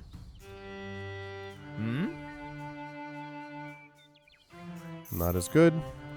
Speak your mind. Oh, I can't use that, huh? Yeah. Most unfortunate. Yeah, you're not We'll going to be able to find a use it, right? solution. Right. Okay, Whatever you say. we got it. You need only ask.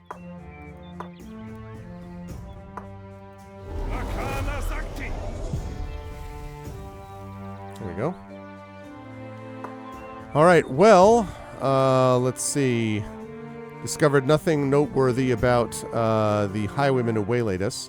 They hadn't been so long-winded, I'd have figured them for nothing but simple criminals. But I found King Valianric's missive on Rausch's corpse. This should provide ample evidence of my status as His Majesty's liaison at the gates of Darren Gould. At once. What do you need? Need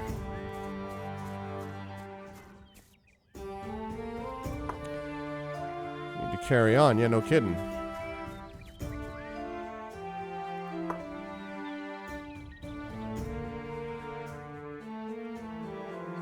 As you say.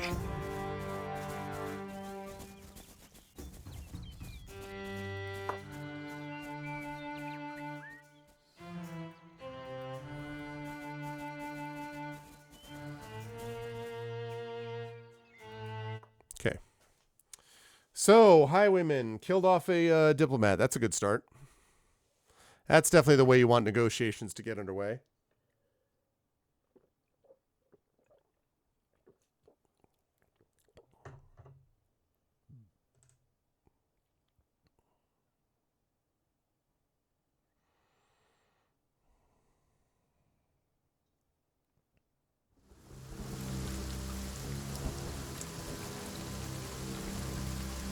Okay, shoot the room.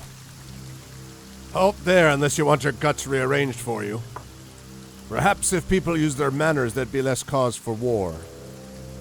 What's the holdup? Darren Gould is under plague quarantine. No one in or out unless approved by the War Council. Here's the missive from King Valianric. Now can I pass? Very well. But I don't see how this train you brought with you is necessary. You stay here or go back, whatever. You and your servants can go ahead.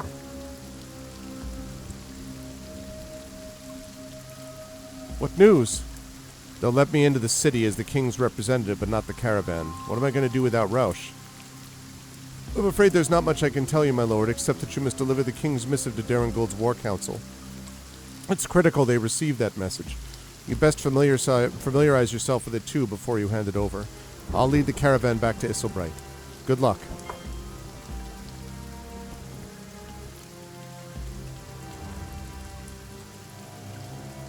I go. Well, here we are. Let me take this side quest. East of the Guild Hall in the Central District.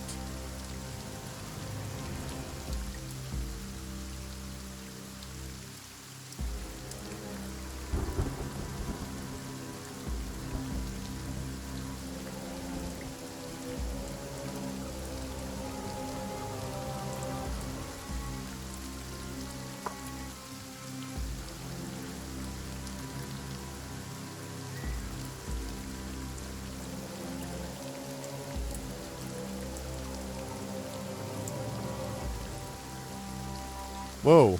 It's like bodies there. You just let them stay there. Flies buzzing around them. Oh, he leveled up. Well, well.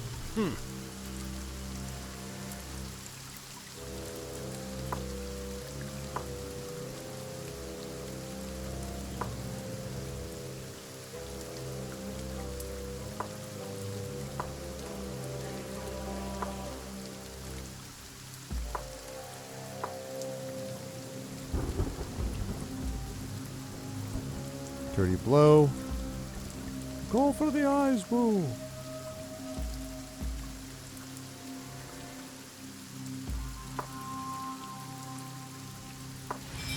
Okay.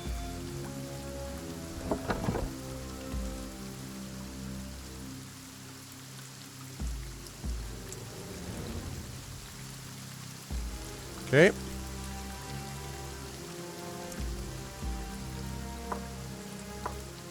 I'll do it.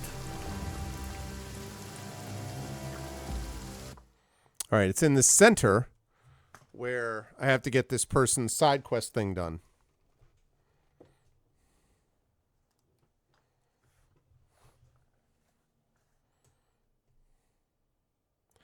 Somewhere in the center.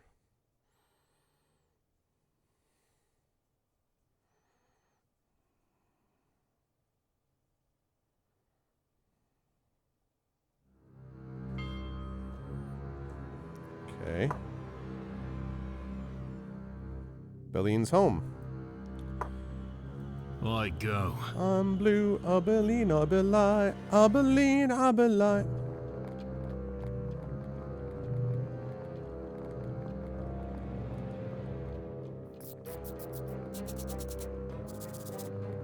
Whoa, whoa! Hired giant? Don't you make me put you in my pocket.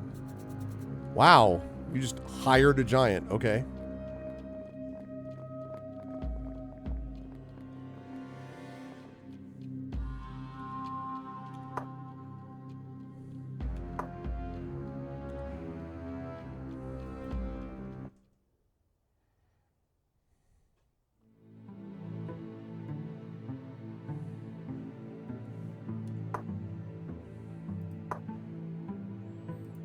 Golden Conch. Can I help you?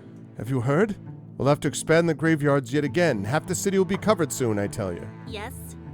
So tired. I don't even know if it's fatigue or the plague starting Can to I show. help you? Hello, do I know you? You look familiar. Are you Beline's sister? Yes, and who are you? Wait, aren't you? Yes, she used to work with you at the estate. You must be him. She wrote a lot about you, you know. I'm quite surprised we finally got to meet. Didn't think anyone survived the raid, really, so why did you visit? Beline told me she was sorry about declining your gift before she left. I came to bring it back to her resting place. That's my only memory of her. But you're right, I really wanted her to have it. Here, take this key. It opens her drawer upstairs. Take care. Okay. Reasonable.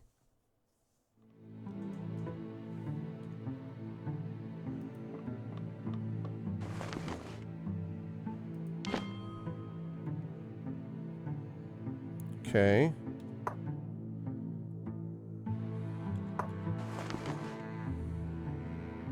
Okay.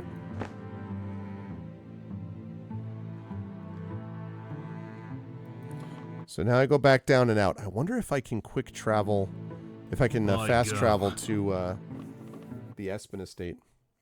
Boy, that'd be real useful if I could. Just get that bad boy out of the way.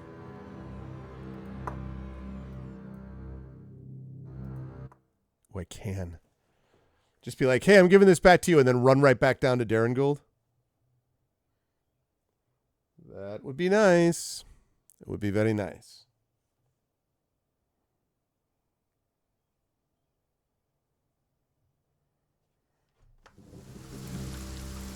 I go.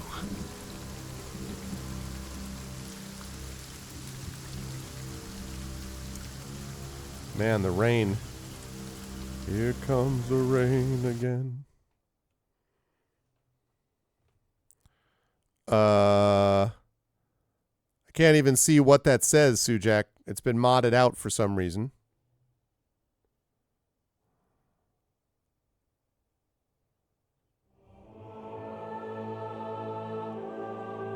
I think you're up I go. here.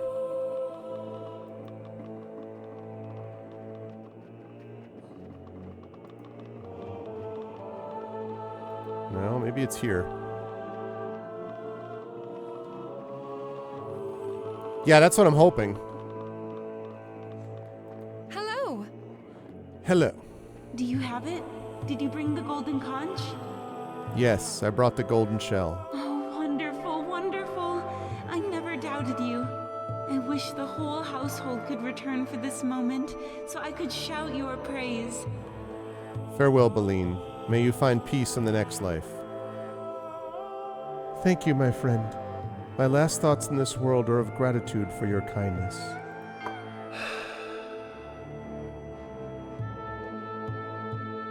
$1,200 experience. Reputation increased by 1. Alright. And now we zip on back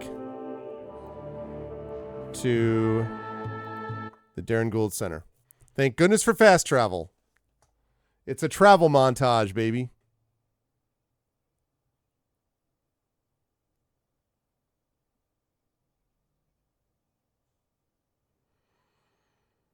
Oh, I wonder if shoot. I wonder if... All right, I want to check something. I'm going to save something here. Okay. I want to check something quickly. This is probably going to be a no, but... Okay. What was the place that was there? I know about that undead thing.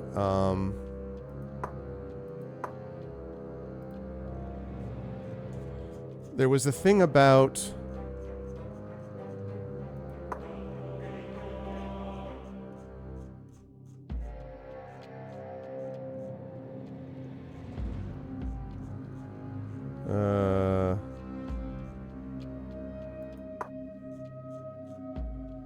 Is it finding paths? Oh, the eastern... I remember where it is. I remember. It is the...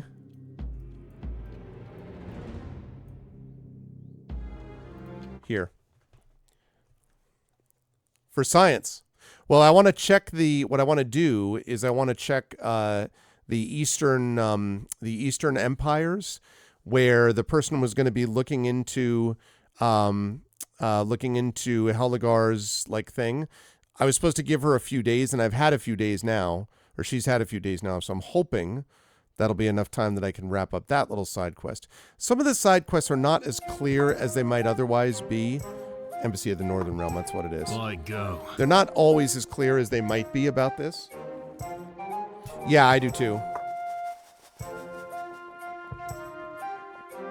That's very I&B Infinity Engine as well, of being able to see them up there through the map.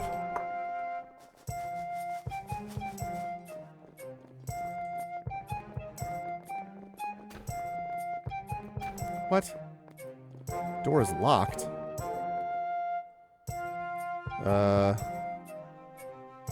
I'm listening. How locked?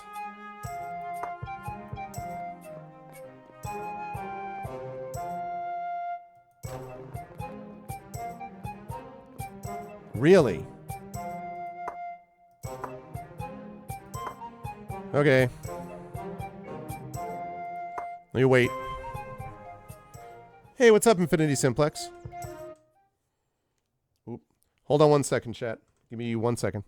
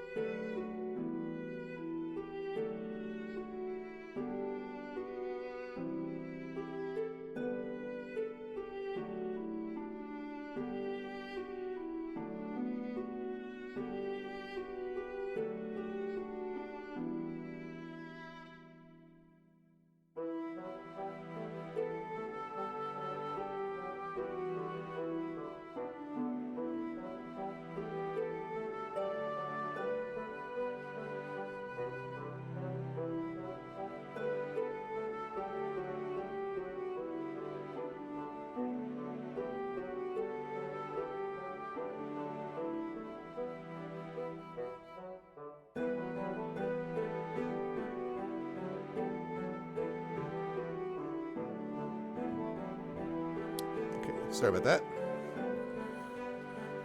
All right. Yes. So we're in here, and what are we doing? We are looking for what's her face. I go.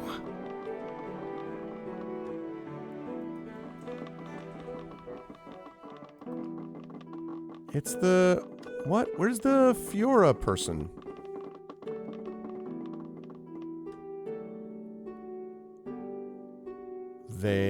That person is not here. Interesting. Hello? Okay. All right, never mind then. So she's not there. Let's load up Arvin Durangul then. I just wanted to see. It would be nice to be able to get, because that's a kind of an unmarked side quest that I thought I could actually do some work on. So that's fine.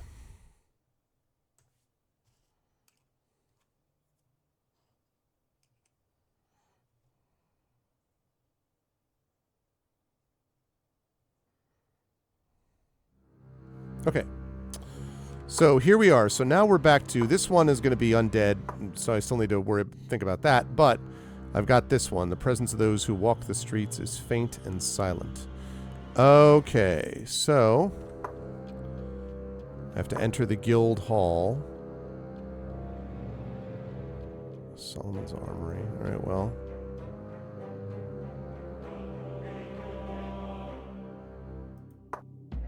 I go. Okay. Let's see what we've got. So these people are basically losing the war, is what we're to understand. And we're about to get this guy telling him, basically, you get nothing. Which, I've already dealt with the king, and I already know the drill with that, so, like, that's not so good.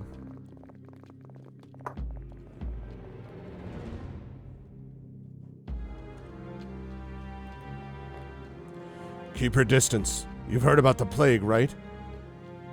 You guards are all the same, trying to restrict my freedom to enter any building I choose. I'm Lord Arvin. I've come with a message for the War Council. Of course, my lord. Go right in. Sorry, I tend to be an overreactive guard.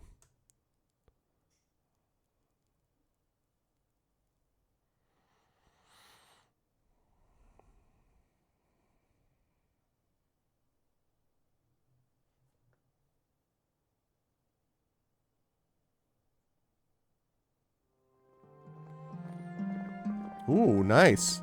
I like some of these interior designs. The color and everything. There's some cool stuff here. Looks like the Star Chamber. I actually, chat, got tenure. I was, not tenure, but I was promoted. Well, did I? I guess I faced them twice. Once was when I got tenure. And the second was when I was promoted to full professor. And both those times I was in a building, I've been in a room at the university with two tables that look just like this. And you have a group of people that are assembled from like faculty and a bunch of people across the university. By the time you get to that level, you ought to be in a good position to get it. Like if you don't get it at that point, then someone is messed up along the way. But you still have to be able to defend yourself, to answer questions. And I always thought, reminded me like this kind of Star Chamber. The most esteemed Lord Arvin. My lord, at last you've arrived. I trust you've brought word from the king? Indeed I have, Lord Frelsey, in the form of this letter. And may I extend His Majesty's most felicitous greetings. Thank you, my lord. Now I'm going to read this piece of crap. Mongrel or thief? Oh, if it isn't Lord Garbage Crap. I know, right, guys, Shield? Hello, piece of junk. This dude looks exactly like the, oh god. He looks like, the character in Dune. And now his name is slipping my mind. But the specific one I'm thinking of is the visual, which is the 80s Dune played by Sting. That's what this guy is reminding me of, this picture. I don't bandy insults with outlaws and patricides. How I ought to. Lord Aldnar, your temper serves you better on the battlefield than in council. We, all of us, have more pressing questions to attend to. Yeah, punk. Now, Lord Espen, Please enlighten us as to the purpose of this diplomat contingent. Let's see. To see whether any of you are ready to give up this foolishness before Darren Gould is overrun. To offer terms, which if the War Council accepts will mean immediate peace between the Kingdom and Darren Gould. To demand Darren Gould's unconditional surrender, or I can't answer. Now, to offer terms. So soon? Oh, thank goodness. Ah, as I had hoped. Like Lord Aldnar, I am most curious to know how you came by your noble title. I had never heard your name before today, Lord Arvin. Yes, well, you see, I'm a bastard, so... Here. Explain yourself, boy. Aldnar was such a disappointment to Lord Espen, he cast around for another woman close at hand to produce a new heir. That woman was my mother, thus my claim to the title. Oh, Aldnar is also a traitor. I am Lord Espen's heir by Clea Welgrave, once a servant in his house. Though Aldnar is the Essency. I've got to do this, I hate this guy.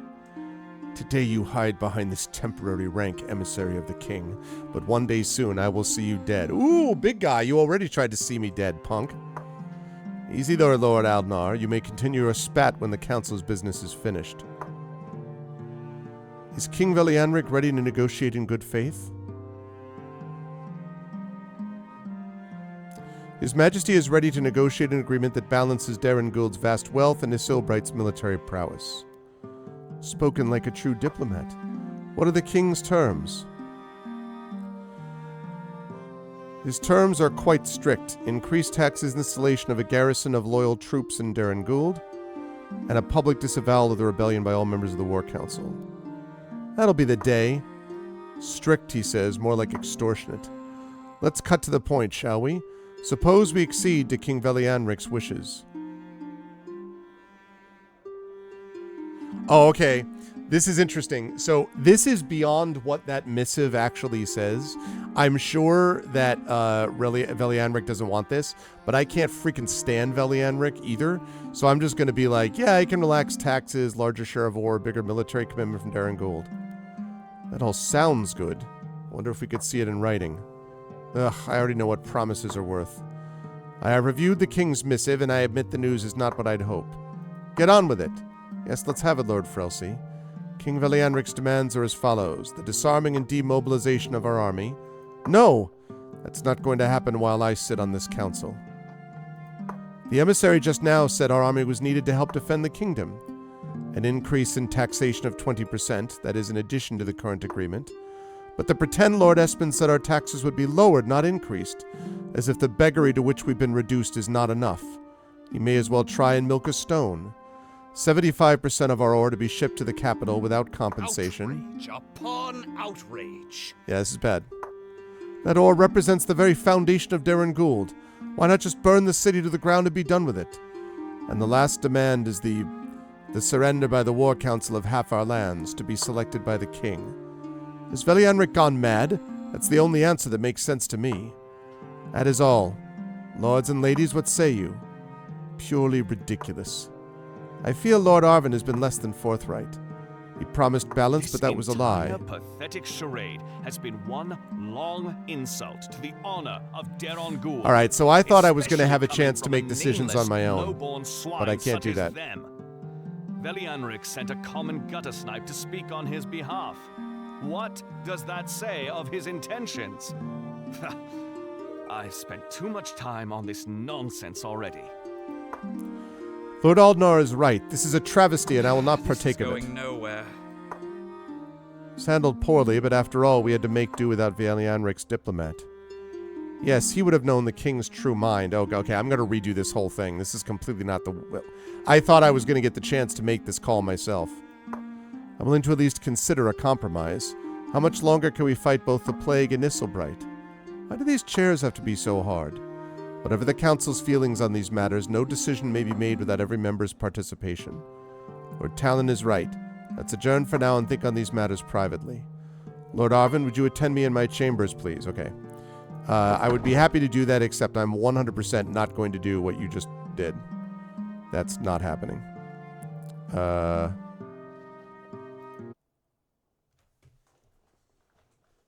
I thought I was going to have more room to maneuver, but if they're going to just be like, this is what his missive actually says, then I'm going to have to figure out how to... I wonder if I even have to give him the missive. Maybe I can just be like, oh, I don't have a missive, but...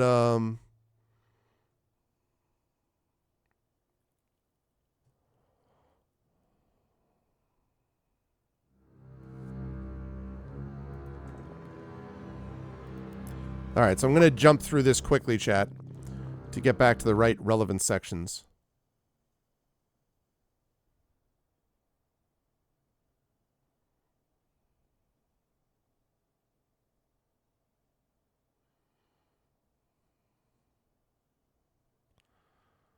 Yeah, this time not for science, but for luck. This time I have to see if I can actually speak to them. I don't know, we'll see. I'm gonna keep the insults to the Aldnar though. That I'm all about.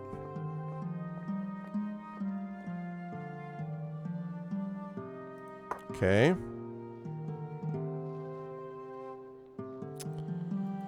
So I have to give him the letter. What are you then? Mongrel? Jew? Lord... Now, Okay. Lord Espen, please enlighten us as to the purpose of this diplomat contingent.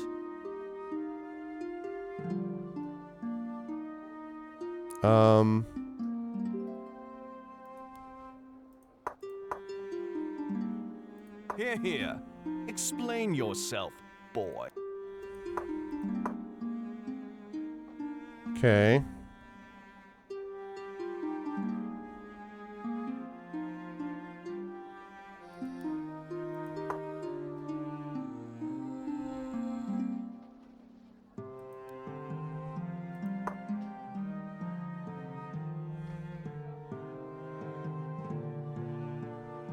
Okay, the best thing His Majesty is offering is that your heads remain in place for the foreseeable future. Oh. Wait. But it's not the worst possible outcome, right? Okay, and then Frelsey says this. Right. Increase in taxation. Out! This entire pathetic charade has been one Okay, long now at insult least they're to the not honor blaming of me for Geralt being Gould, dishonest. especially coming from a nameless, low-born swine such as them. Velianrik sent a common gutter snipe to speak on his behalf. What does that say of his intentions? I've spent too much time on this nonsense already. Lord Aldnar is right. This is a travesty, and I will not partake of it. This is going nowhere. It was handled poorly, but after all, we had to make do without Valianric's diplomat. Yes, he would have known the king's true mind. Perhaps he would have been prepared to negotiate. I am willing to at least consider a compromise. How much longer can we fight both the plague and Isilbright? Why do these chairs have to be so hard? Lady Thora asking the true questions. Whatever the council's feelings on these matters, no decision may be made without every member's participation. Lord Talon is right. Let's adjourn for now and think on these matters privately. Lord Arvin, would you attend me in my chambers, please? Okay.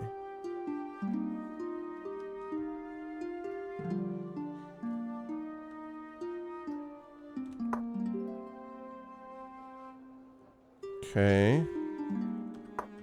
I mean, I don't think there's much that I could say, though, that would have improved that situation, because, like, the king's missive sucks. Like, I mean, the king is being a jackass, so...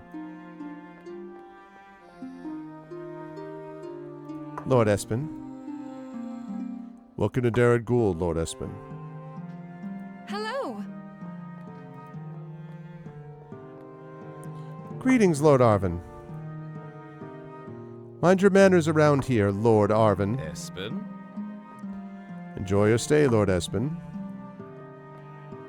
Lord Espen.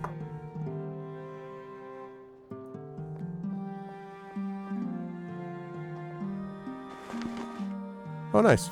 Thanks for the candles. I go. Oh, I forgot I have all this stuff to sell. Whoopsie.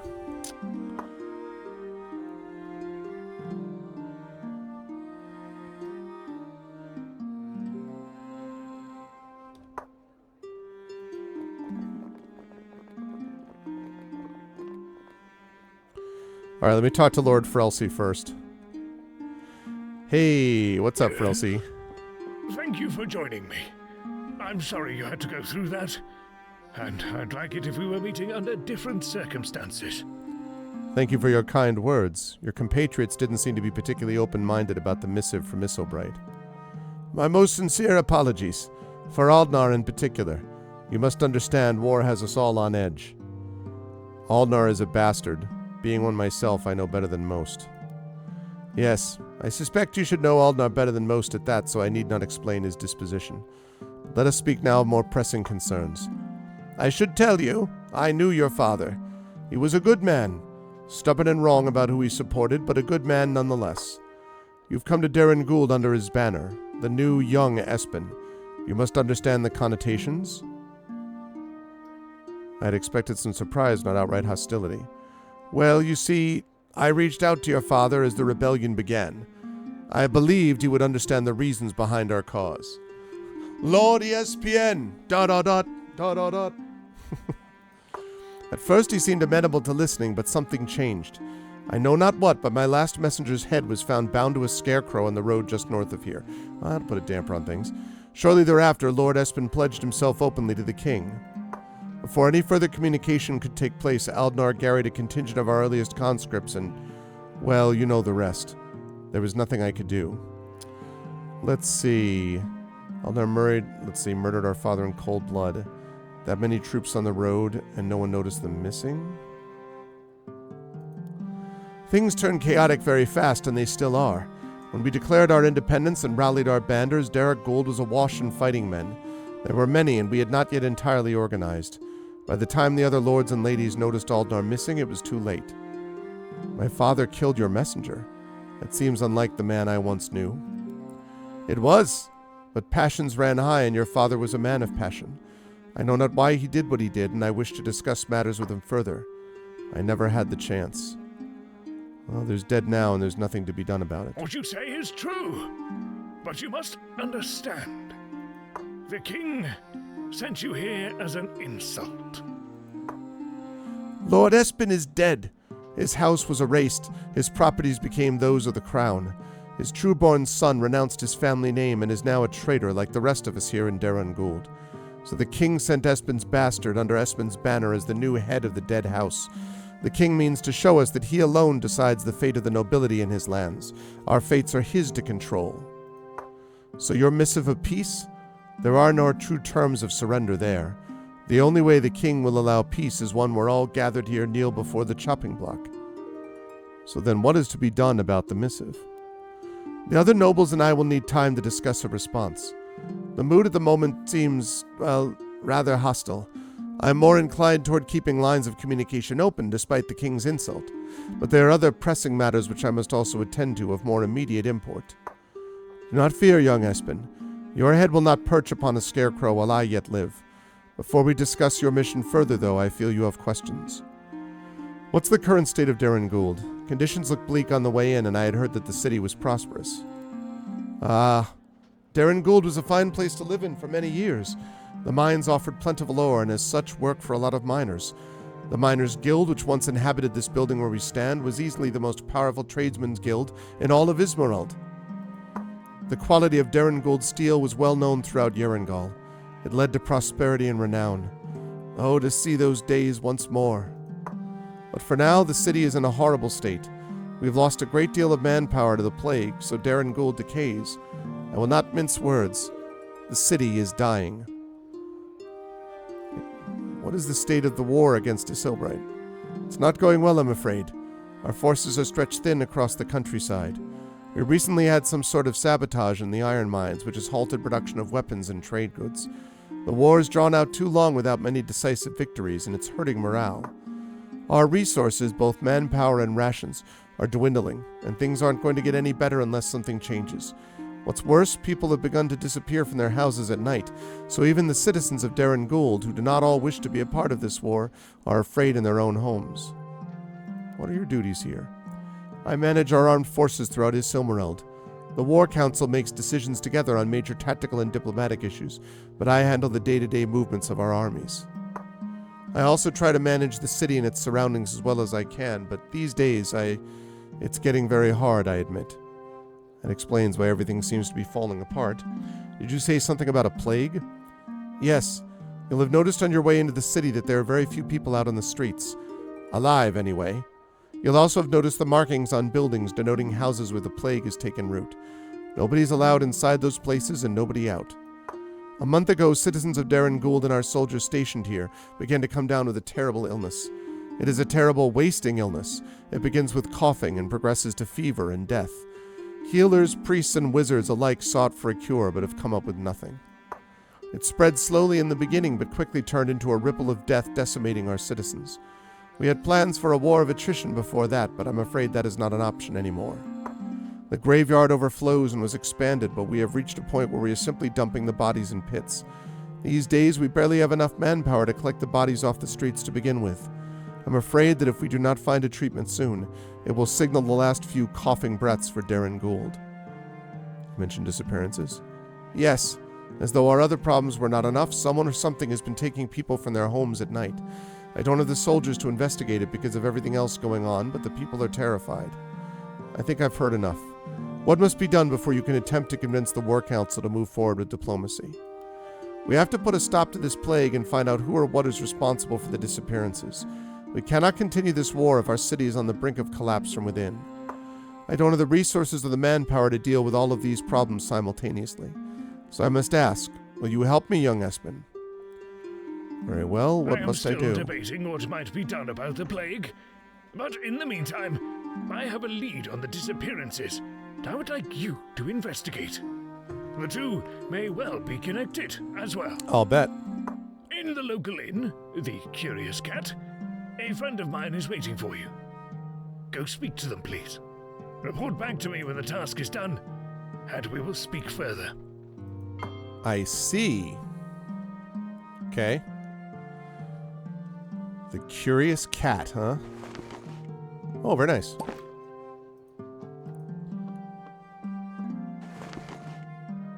Oh, that is unauthorized. Unauthorized. Actually, wait.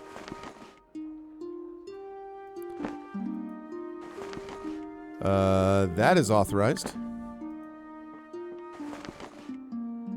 Not authorized. Not authorized. As you say.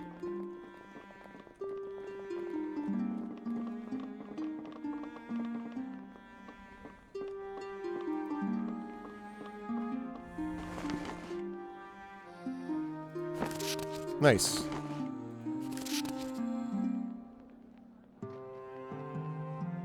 Oh, I already have one of those.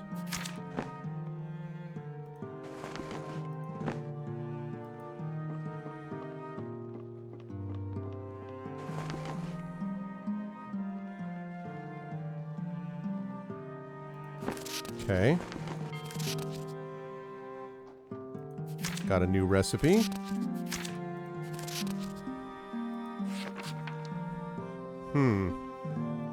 Having spent many a cold, damp evening in the caves and forgotten ruins of Yerringol, I know a thing or two about strange creatures hiding in the dark. Among the strangest are a type of creature I only encountered once.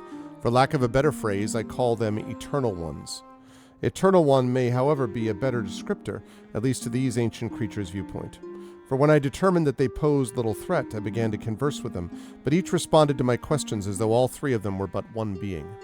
However, I was unable to determine very much from them as to their purpose or habits. All such inquiries were frustratingly stymied by a seeming disinterest in this most sensational explorer. Before leaving, I felt pity for the Eternal One with whom I had attempted to converse, and palmed an apple upon its person in case it grew mite peckish down in the dark remnants. Years later, I returned to the ruins where I once found the odd beings. Imagine my surprise when they were still there in the exact same place, doing the same aimless shuffling as before. Even stranger, my eyes, trained to remarkable precision by years as a scout in His Majesty's army, happened to notice that the apple I had planted on the Eternal One was still there, and not a day aged or rotten. One might say that it had procured an apple by some other means, for the preponderance of underground apple trees, of course. But this I swear, my very same apple, spots, stem, and skin, untouched by the ravages of time. Interesting.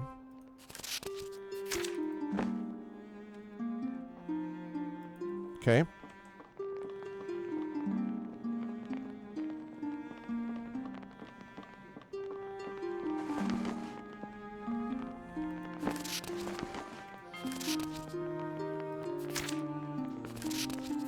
Oops. No, it goes there.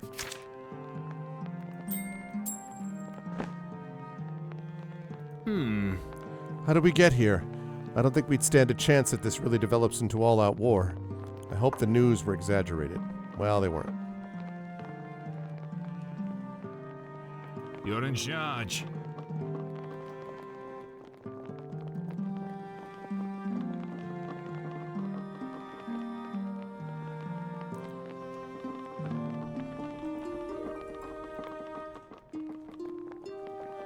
What's up, McSauce? Yeah, this has been a lot of fun. This is, I am like 6-ish hours in or something like that. Oh, it's locked. And it's got obviously very strong Infinity Engine vibes, as you can tell. So if you liked the old, Don't get so close. You know, Baldur's Gate 1, 2, Icewind Dale, all of that. And this is a place for you. Nice.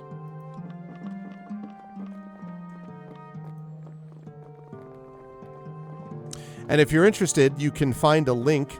It is $30 right now on GOG. It's not on sale, but it is $30. And if you use that link, I will get a couple of extra bucks, but it won't cost you anything extra if this is of interest to you.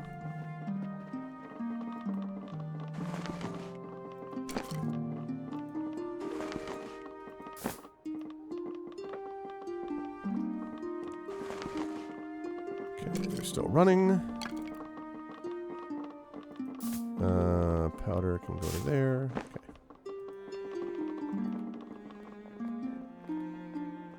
There you go. Thanks, Caffeinated One.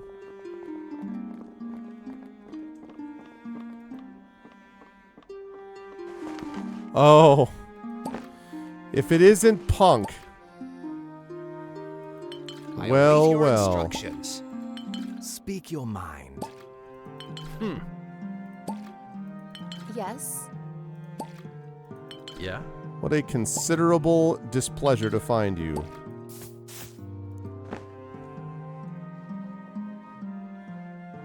Yes? EBB pest. I'll do it. Sounds like a plan, bro. Listening? I go. Can't wait to see a dagger end up in your ribs.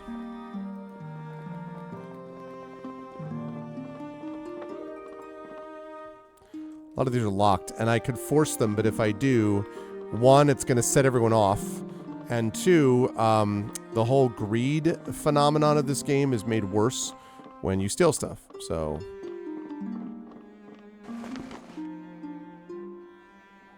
It's too bad. Also unauthorized.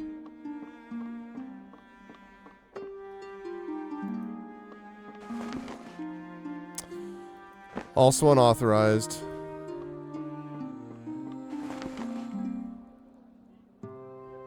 Also unauthorized. Once this is done, I have to go and sell a bunch of stuff because I have a bunch of stuff that I haven't sold yet.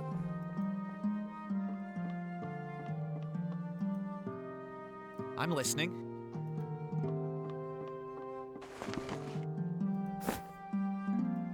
Go ahead. The ever-growing backlog. Yep. You're in charge.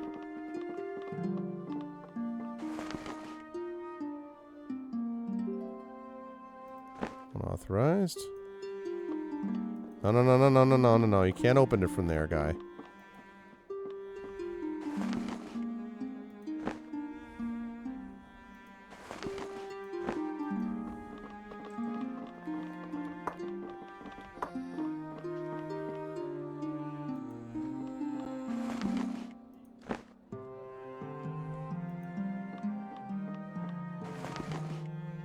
I'll take that.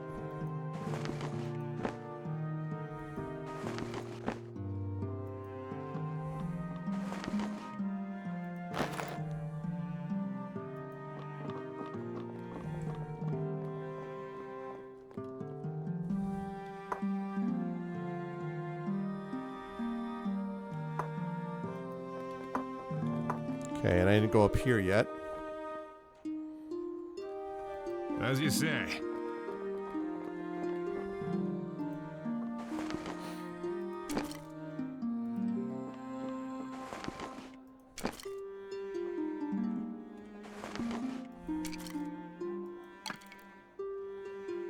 Okay.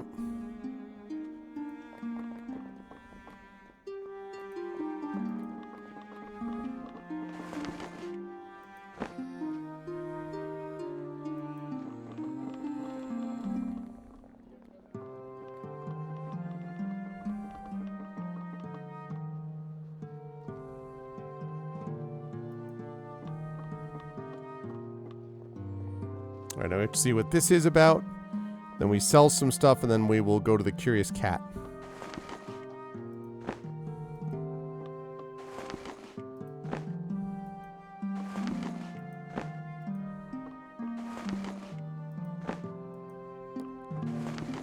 Yeah, a lot of unauthorized.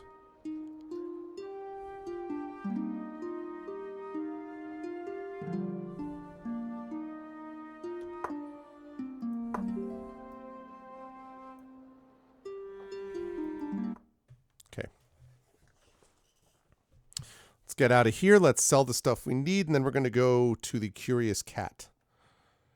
It seems to me likely that I'm going to end up changing my allegiance to these people because basically the king and his people are obviously being oppressive in the worst possible way. So that's my guess. As long as I get to take out Aldnar, my bastard brother, which is both literally and figuratively true.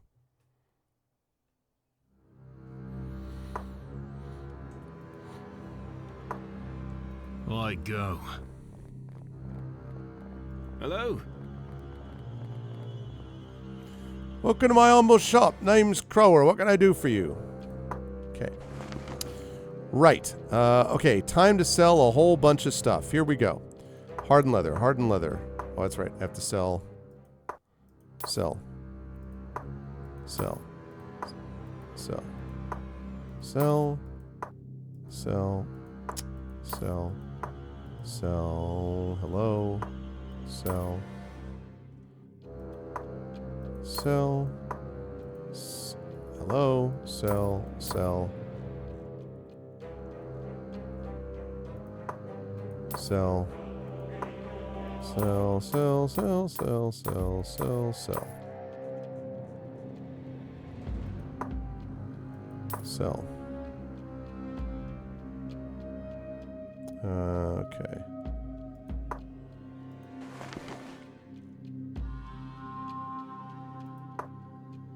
Sell. Sell. Sell. Sell. Sell. Sell.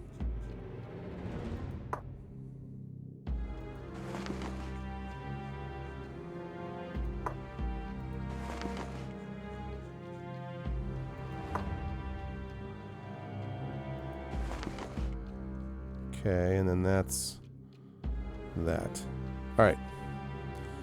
Now, what can I buy?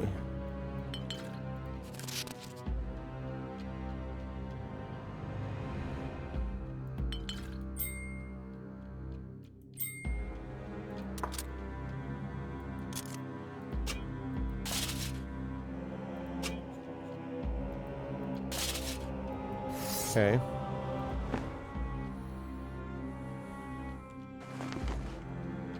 All right, that's a lot better.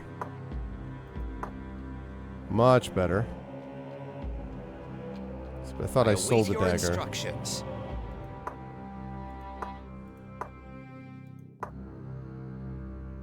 Speak your mind.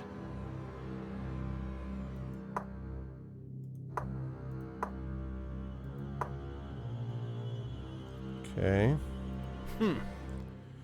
Mostly arrows. Yes. And that stuff. Go ahead. Okay.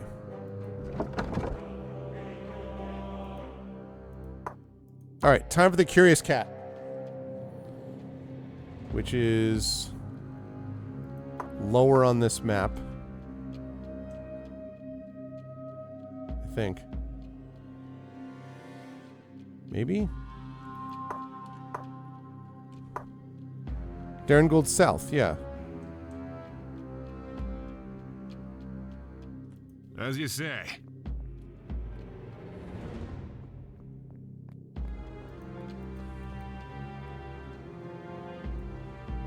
What do you need? You're in charge. Okay.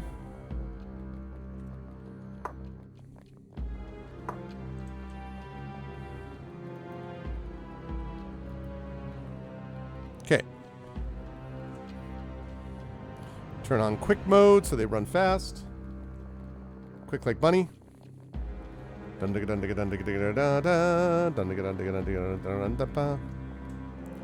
Darren Gould South.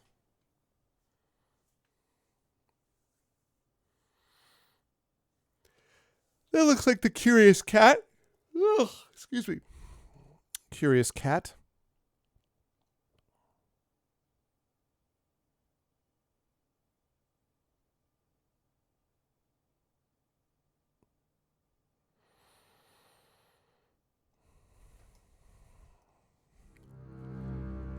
Okay. Samuel's house. There's the Curious Cat. Stefan's home. We got a graveyard over there.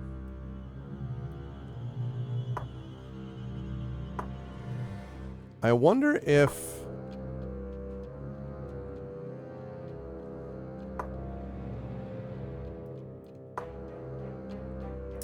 It's a graveyard. I have to find a particular kind of undead for one of my only remaining side quests.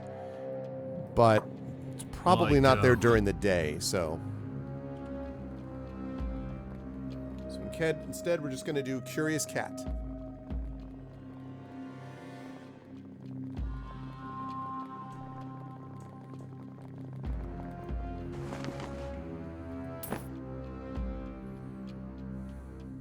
Okay.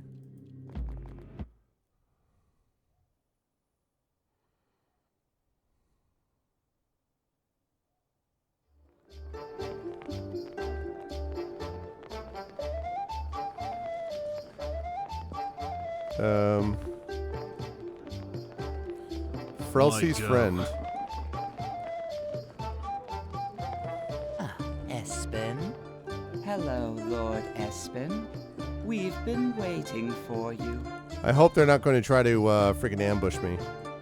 Lord Frelsby told me to come find a friend of hers. Is that you? Oh, yes. We are close, close friends. And we are hoping that we can be friends as well. Yeah.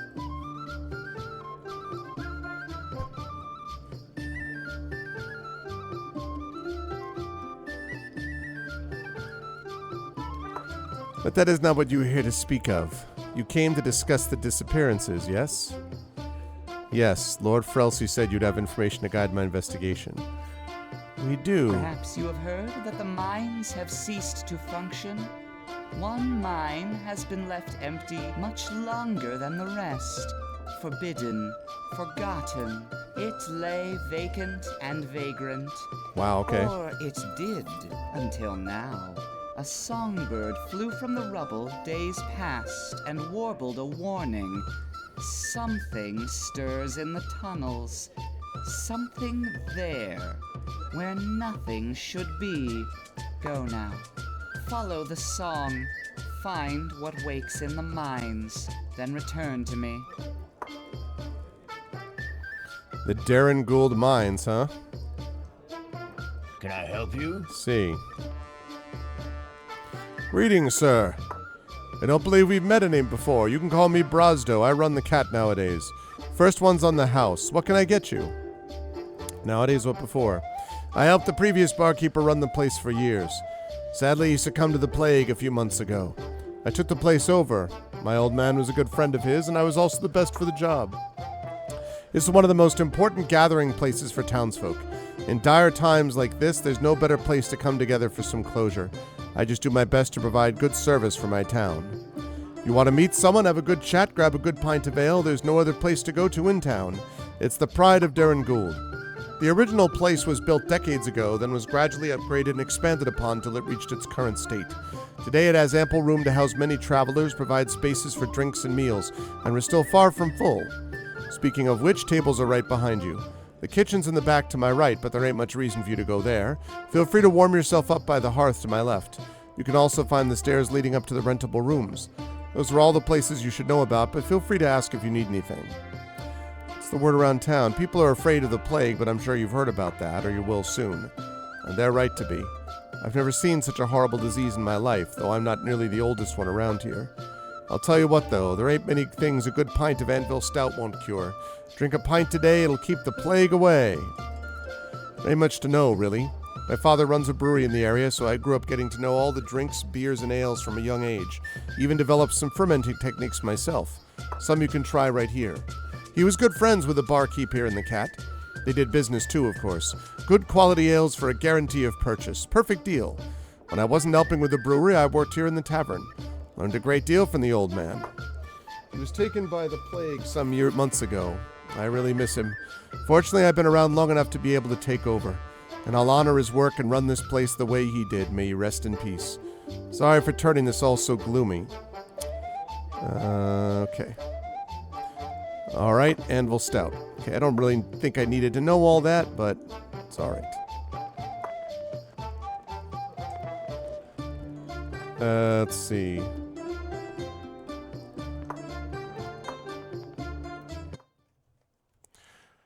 Darren Goldmines. This is very forgiving in terms of where it lets you fast travel from, by the way. In the old Infinity Engine games, you often had to leave a particular place, get to an end of an edge of a map, and then you could transition into the world map. Otherwise, you could look at it, but you couldn't actually travel there. This one, you can travel. I think there's only been one place that I haven't been able to fast travel out of to get there. So. And we'll be on for another just about 20 minutes or so playing this.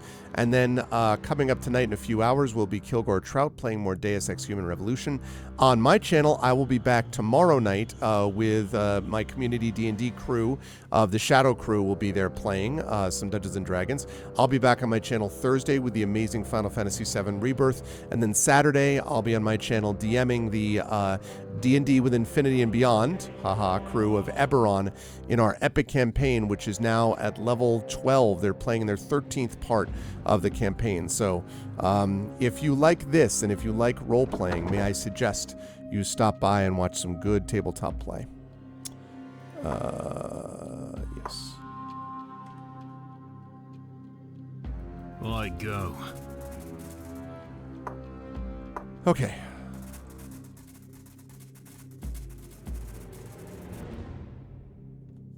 Hello, bandit. Steel and stone. Oh! Wow.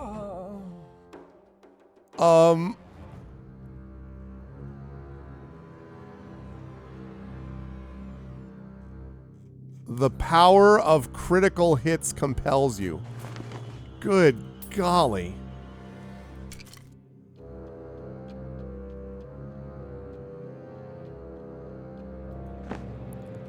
Smash. I haven't seen that since a little bit of work from our good friend Minsk.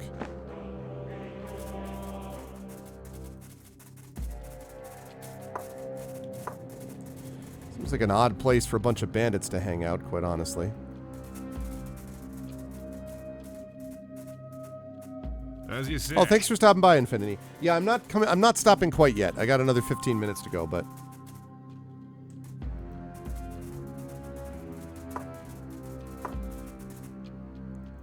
hello, fox. What does the fox say?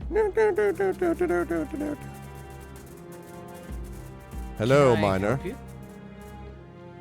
Peace, friend. Talk to the boss if you want something. Can I help you? Peace, friend. What brings you these lonely roads? You sure don't look like a miner to me. You don't seem like you did a lot of mining today either. What are you up to? Yeah, we're packing equipment and leaving for home. Over the eyes, boo. No, it's all good. It's all good. Not quite yet, Infinity. Yeah, we're packing equipment and there's no sense sticking around. All worthwhile shafts have collapsed recently. All of them. Perhaps I don't need to tell you, this cannot be mere coincidence. We all know how far those pesky Isselblight hands reach if they want to. If the plague wasn't enough. So what will you do now that the mines have collapsed? Starve to death, I presume. Look, I don't know. We mined all our lives. There's not much else we're good at. If we get desperate enough, we might try our luck with the abandoned section. It's probably futile. We all know how it turned out before, but there's no hurt in trying, right? What can you tell me about the abandoned mines below? I'm looking into a series of strange disappearances that led me towards them. There ain't much I could tell you, really. There's a good reason they are abandoned. Those shafts ran out ore many years ago. They serve as a good base for scary stories for children and the gullible, though. Every time something strange or grim happens, it's somehow connected to them. I assume your disappearances are the same sort, no offense. These troubled times help these kinds of stories emerge, that's for sure. Alright, peace be with you, take care.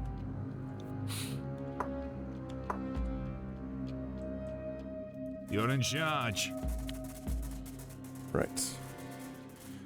Look at this, chat. The worst kind of railroading. Sometimes I feel like a story is just on rails. Like the writer just has a one-track mind. Or in this case, a one-track mind.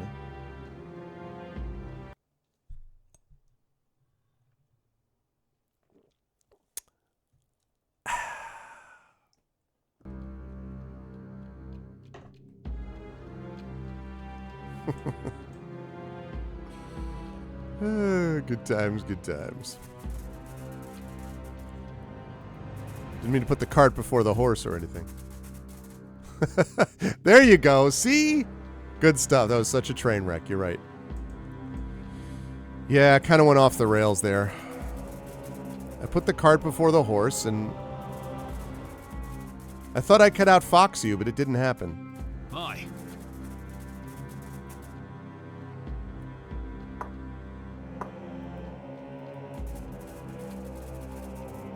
What? Can I Hey. help you? Oh, hey, I had nothing to do. Did you know what the fox says? I just happened to walk by. Didn't hurt nobody.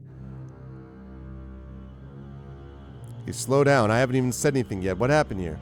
Okay, so I was just out or just taking a walk when I saw these two grim fellows jump on this poor soul coming up the road and bam, he was dead. Then they took his money and left for good. And they took his clothes too, or was that someone else? Look, it's not like he needed those clothes anymore, and we're just barely getting by in the city. It's not like I could pass on this opportunity. I understand. Just go and try to keep out of trouble in the future. The fact that you call yourself a looter is the problem here.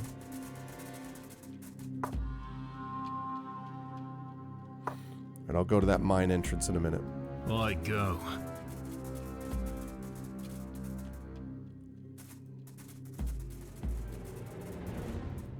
Excuse me. Beg your pardon. Another entrance blocked by rubble.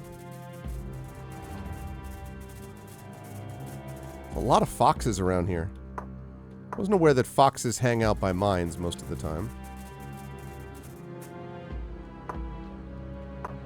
Alright, let's take the low one.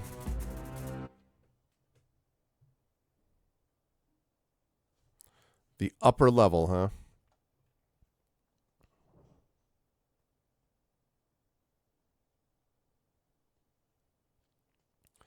The Darren Gould Mine upper level.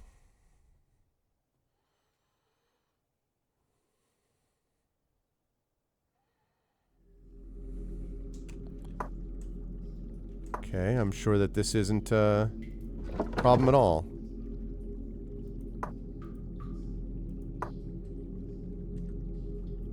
I go. I go. You stay.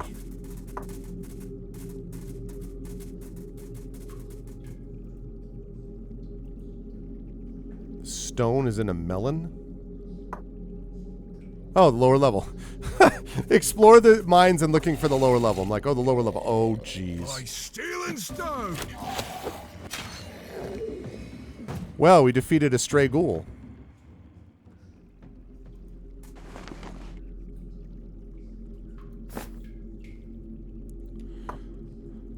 I see. And I think that it was body of ancient long dead beings.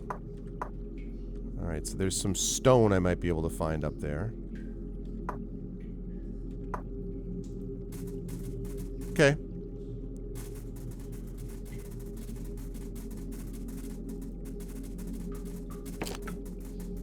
Wait, what? Resisted burning. Was there a trap? As you say.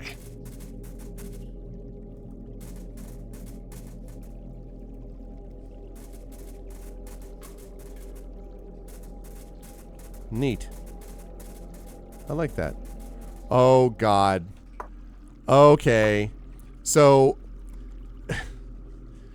I see this stream. I'm like, neat. And then I see a bunch of these mushrooms, and I'm like, oh. And then I see purple and green. This is going to be some underground, like, Myconid kingdom.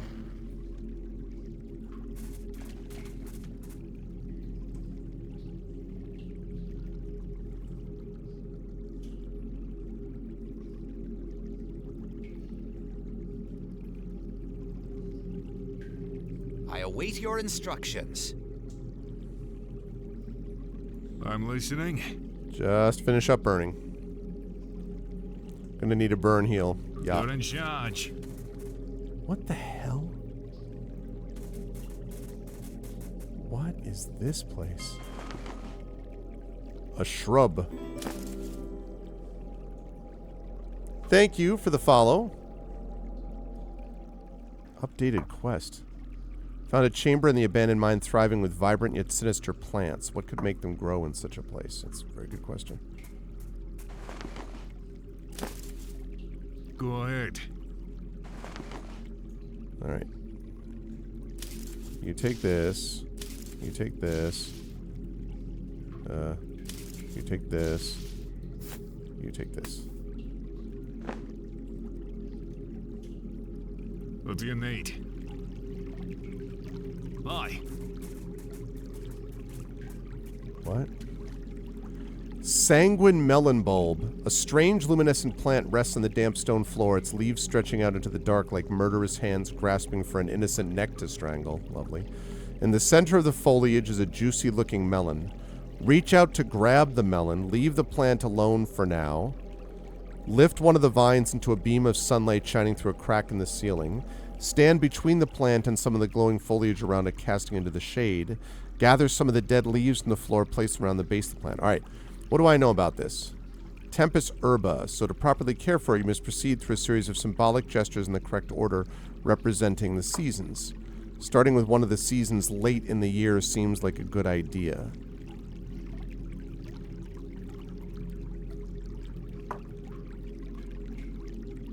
Okay.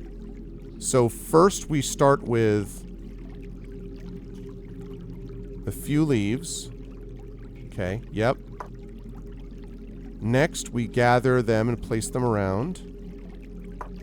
All right. Okay.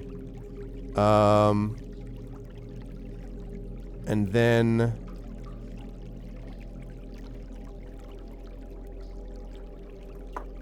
okay, do that.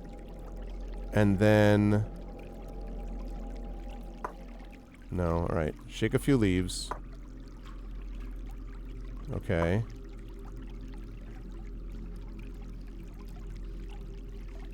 Okay. Okay. Was that a sigh? Can a plant sigh? Think you've completed the ritual. Ponder the melon in all its glory. O melon pure, O melon sweet, you are the fairest thing to eat, for in your depths the sweetest prize, like longing in a lover's eyes. O darling melon, this I swear, I shall not wait, I shall not err. 'Tis time to eat you now today, and whither then I cannot say. You crack the melon open, expecting to find nothing but the sweetest, most succulent fruit of your life. To your surprise, you find a runestone nestled in its delicious depths. It truly is transcendently delicious, though, for else you should have sent a bard.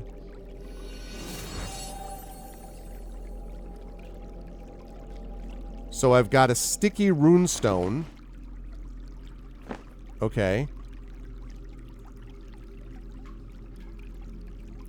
What was I supposed to be doing here? Was I supposed to find this thing? Anyway. Speak your mind. I have leveled up, which I will happily take.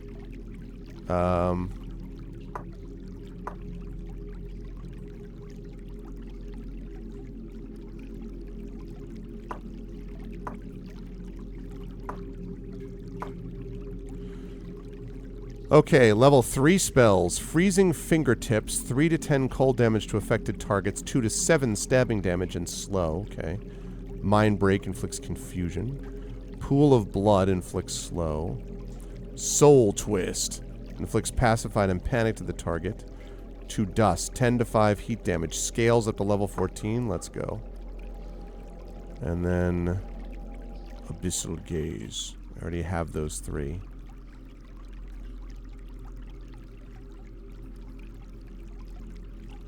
Poison Weapon.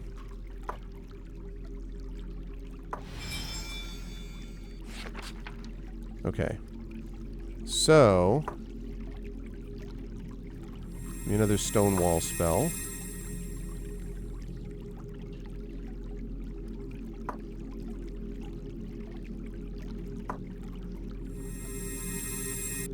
Alright. Let's see, I have Identify, so Severing Sparkle, which does what now? Oh yes, 5 to 18 damage. I need to do more of those.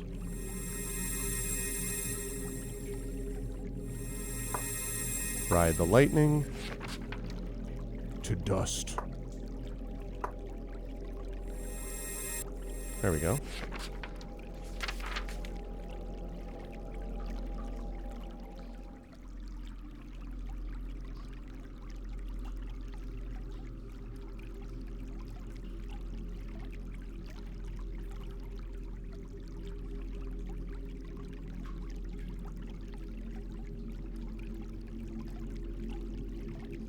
Okay. He's like, well, that's the thing that we've got. Okay, good. So we got those things all set with a Winter Mage, and this person is leveled up as well, which is great. Let's get you up to 10. Let's move your Prodigy up to 3. Move your Rods and Staves up to 5. I should throw one thing into slings just in case. All right, now. Drain Life. Skeleton. Let's work backwards, actually. Fireball. You already know. You already know. Okay, ghouls.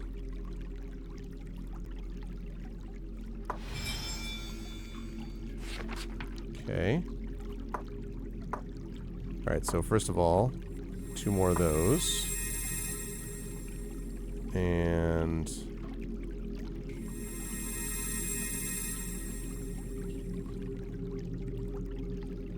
yeah. And then here we have these. Unbearable Heat. What is that? Ooh, nice. But you have to be wearing armor. Okay, let's summon another wolf. Another Severin Sparkle. Bearable Heat, Bearable Heat. Okay. Thank you again for the follow here. We're going to crypt opening there. Oh, it makes me do one or the other? Well, no. Then sorry. Fireball. I don't have any base spells yet? Ah, man. Alright, well, that's okay. Okay. Lovely. That is cool. So, let me... Whatever you say. Quick save this.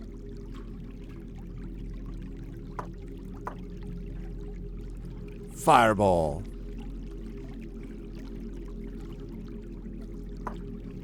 Okay. What do you need? I go. Okay. Go ahead.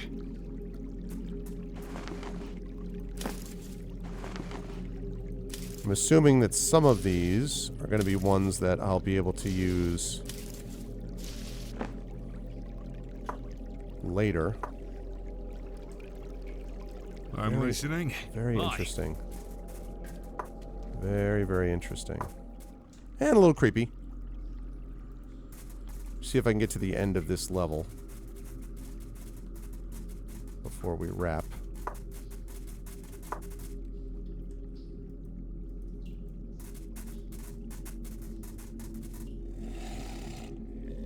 Even the mightiest fall.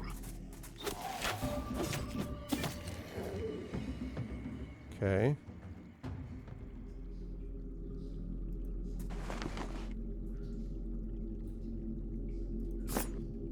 Fancy knife, huh? Oh, that's a quest thing? Having removed it and cleaning the blade from some ghoul flesh, the following words can be found engraved on it just above the hilt. For M, to accompany you on your journeys. Oh, so it's a quest item of some kind. Okay. That's interesting. Whatever you say.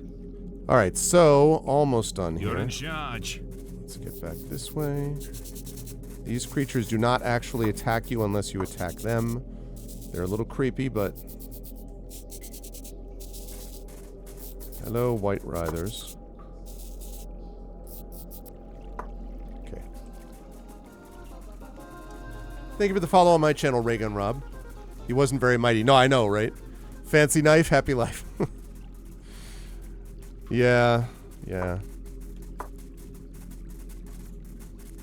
Guy kind of had an edge to him, you know what I'm saying? He thought he was so sharp, but he was always missing the point.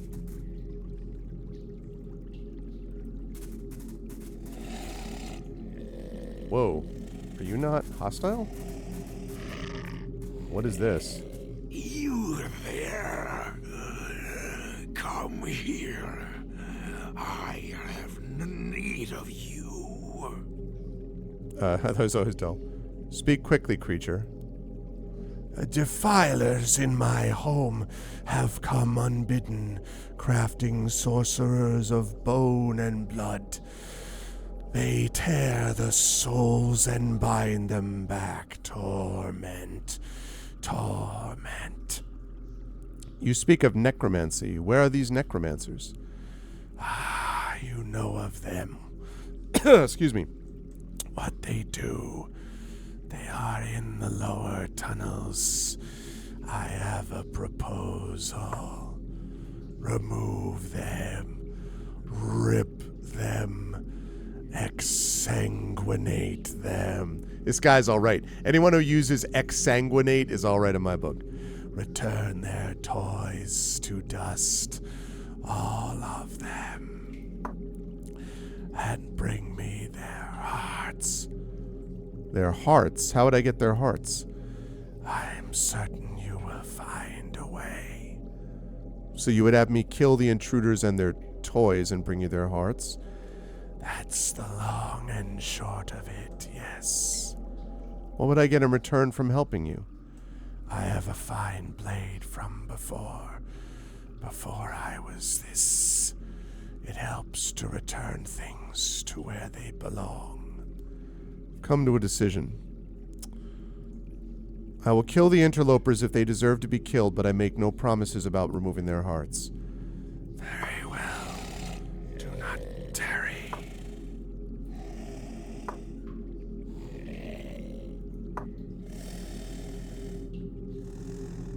Enemy of my enemy is my friend.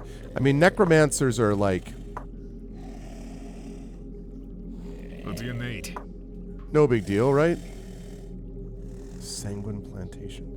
So weird. All right, let's get here. Hi, Mrs. Dunsel. I love it. Which way, which way? Okay, we're just moving up there. And then we're going to save, and we will... That'll be it for the day. But we made some very good progress. Actually, let me see if I can at least heal. I'm listening. There we go. Good. So that means the next time that we play, we'll be going to the Darren Gold Mine lower level. We'll be trying to find these necromancers and seeing whether or not we're going to bring the hearts to the ghoul or whatever. And then on top of that, we are going to continue to explore, because the idea here in the first place was what was causing the disappearances. And if those are the necromancers, then there's yet another reason why we have to actually do this. So I think it all works one way or the other. Really enjoying this, though. You could say it's a little rough around the edges. It's mostly that it's a little, there's a little less to it than you would find in something like, the Baldur's Gate 1 or 2 games or anything else. But I still think it's hitting a lot of the same kind of beats in a good way. Like it's making kind of the same sort of approaches that I like.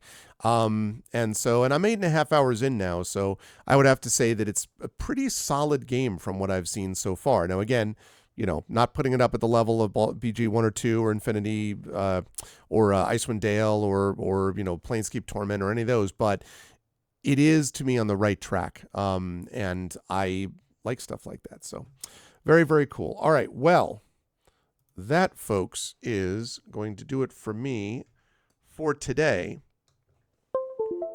But it is not going to do it for this channel completely because Kilgore Trout is going to be on in a few hours and is going to be playing some more Deus Ex Human Revolution, a game I have played and can highly recommend. It is good stuff. Otherwise, there will be more Black Geyser on the way. I think, actually, let me just double check something here. I think, let me see what next week is up. Right. So next week we have D&D with GOG Ghosts of Saltmarsh, I think, up and ready to go. That's going to be next Tuesday. And then the week after that will be more of this game, more Black Geyser. But remember, as a reminder, for those of you who weren't here before, my charity event to benefit the Damon Runyon Cancer Research Foundation, which is one of the most highly respected cancer charities in the world, funding young scientists to do advanced research into cancer and cancer treatment, has already come up with multiple Nobel Prize winners and so on. It's a really exceptional charity. So I have worked over the last 9 years to benefit that with this event. We have raised over $30,000 in the past 9 years. And so this is the 10th annual ArvCon on my channel, and it's going to be happening a week from Friday. Now, I will be announcing the full schedule of that coming up in a couple of days, but I mention it for two reasons. Number one, because GOG.com is one of the official sponsors of this event, just announced today, so they are one of the sponsors of that event, for which I'm most grateful. And secondly, because the GOG.com crew, including both Saltmarsh and the Talisman Adventures crew, Talisman Adventures is going to have their campaign finale during ArvCon, but there will also be a big announcement. If you want to get that game, Gaia Shield, don't forget to use that link, by the way. It won't cost you anything extra, but it'll throw a couple of bucks my way, so that would be cool if you're interested. It's $30. I think it's worth it. But anyway, so there's going to be a big announcement regarding the GOG crew. So all of those players, which includes Inanda, that includes Peripheral Mike, also known as Wholesome Horror Gaming. It also includes Darksaber 2K and Pyron Jade, Undeveloped Bruce, and Fleos. Those 6 players and I will have an announcement, a big announcement regarding the future of that group. So not only will there be a Talisman finale, but there will also be that this announcement that I'm going to mention, that I mentioned on the Saturday, the 25th of ArvCon. More details about the full schedule and everything to come, but I did want you to know about that. So if you're willing and able to donate, would love to see you there.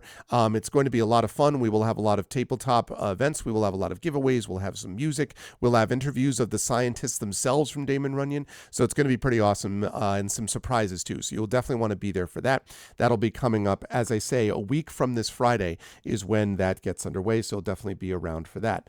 Otherwise, tomorrow on my channel, tomorrow night, Community D&D with the Shadow Crew, Shadow Mage bringing a group of intrepid adventurers through Waterdeep Dragon Heist. So again, if you like role-playing stuff, definitely make sure to check that out as well. That would be lovely. And then, as I say, more D&D to come next week here, and then Black Geyser in 2 weeks.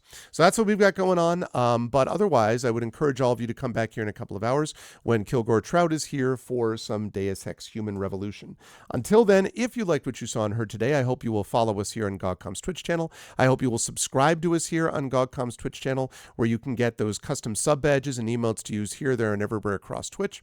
And I hope, if you have not done so already, that you will consider clicking through to our individual channels, because we all, most of us, at least on the stream team, have our own individual channels with subsystems and Patreons and good stuff like that as well. So, yeah, please make sure to do that.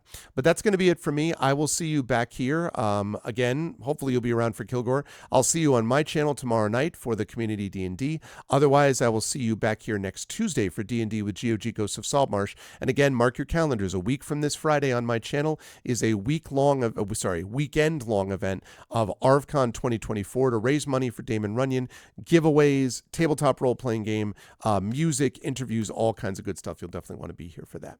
That's it for now. More Black Geyser to come in a couple of weeks as well. But otherwise, thanks so much for being here, everybody. And as I always say, everyone, please be good to each other. Have a good night.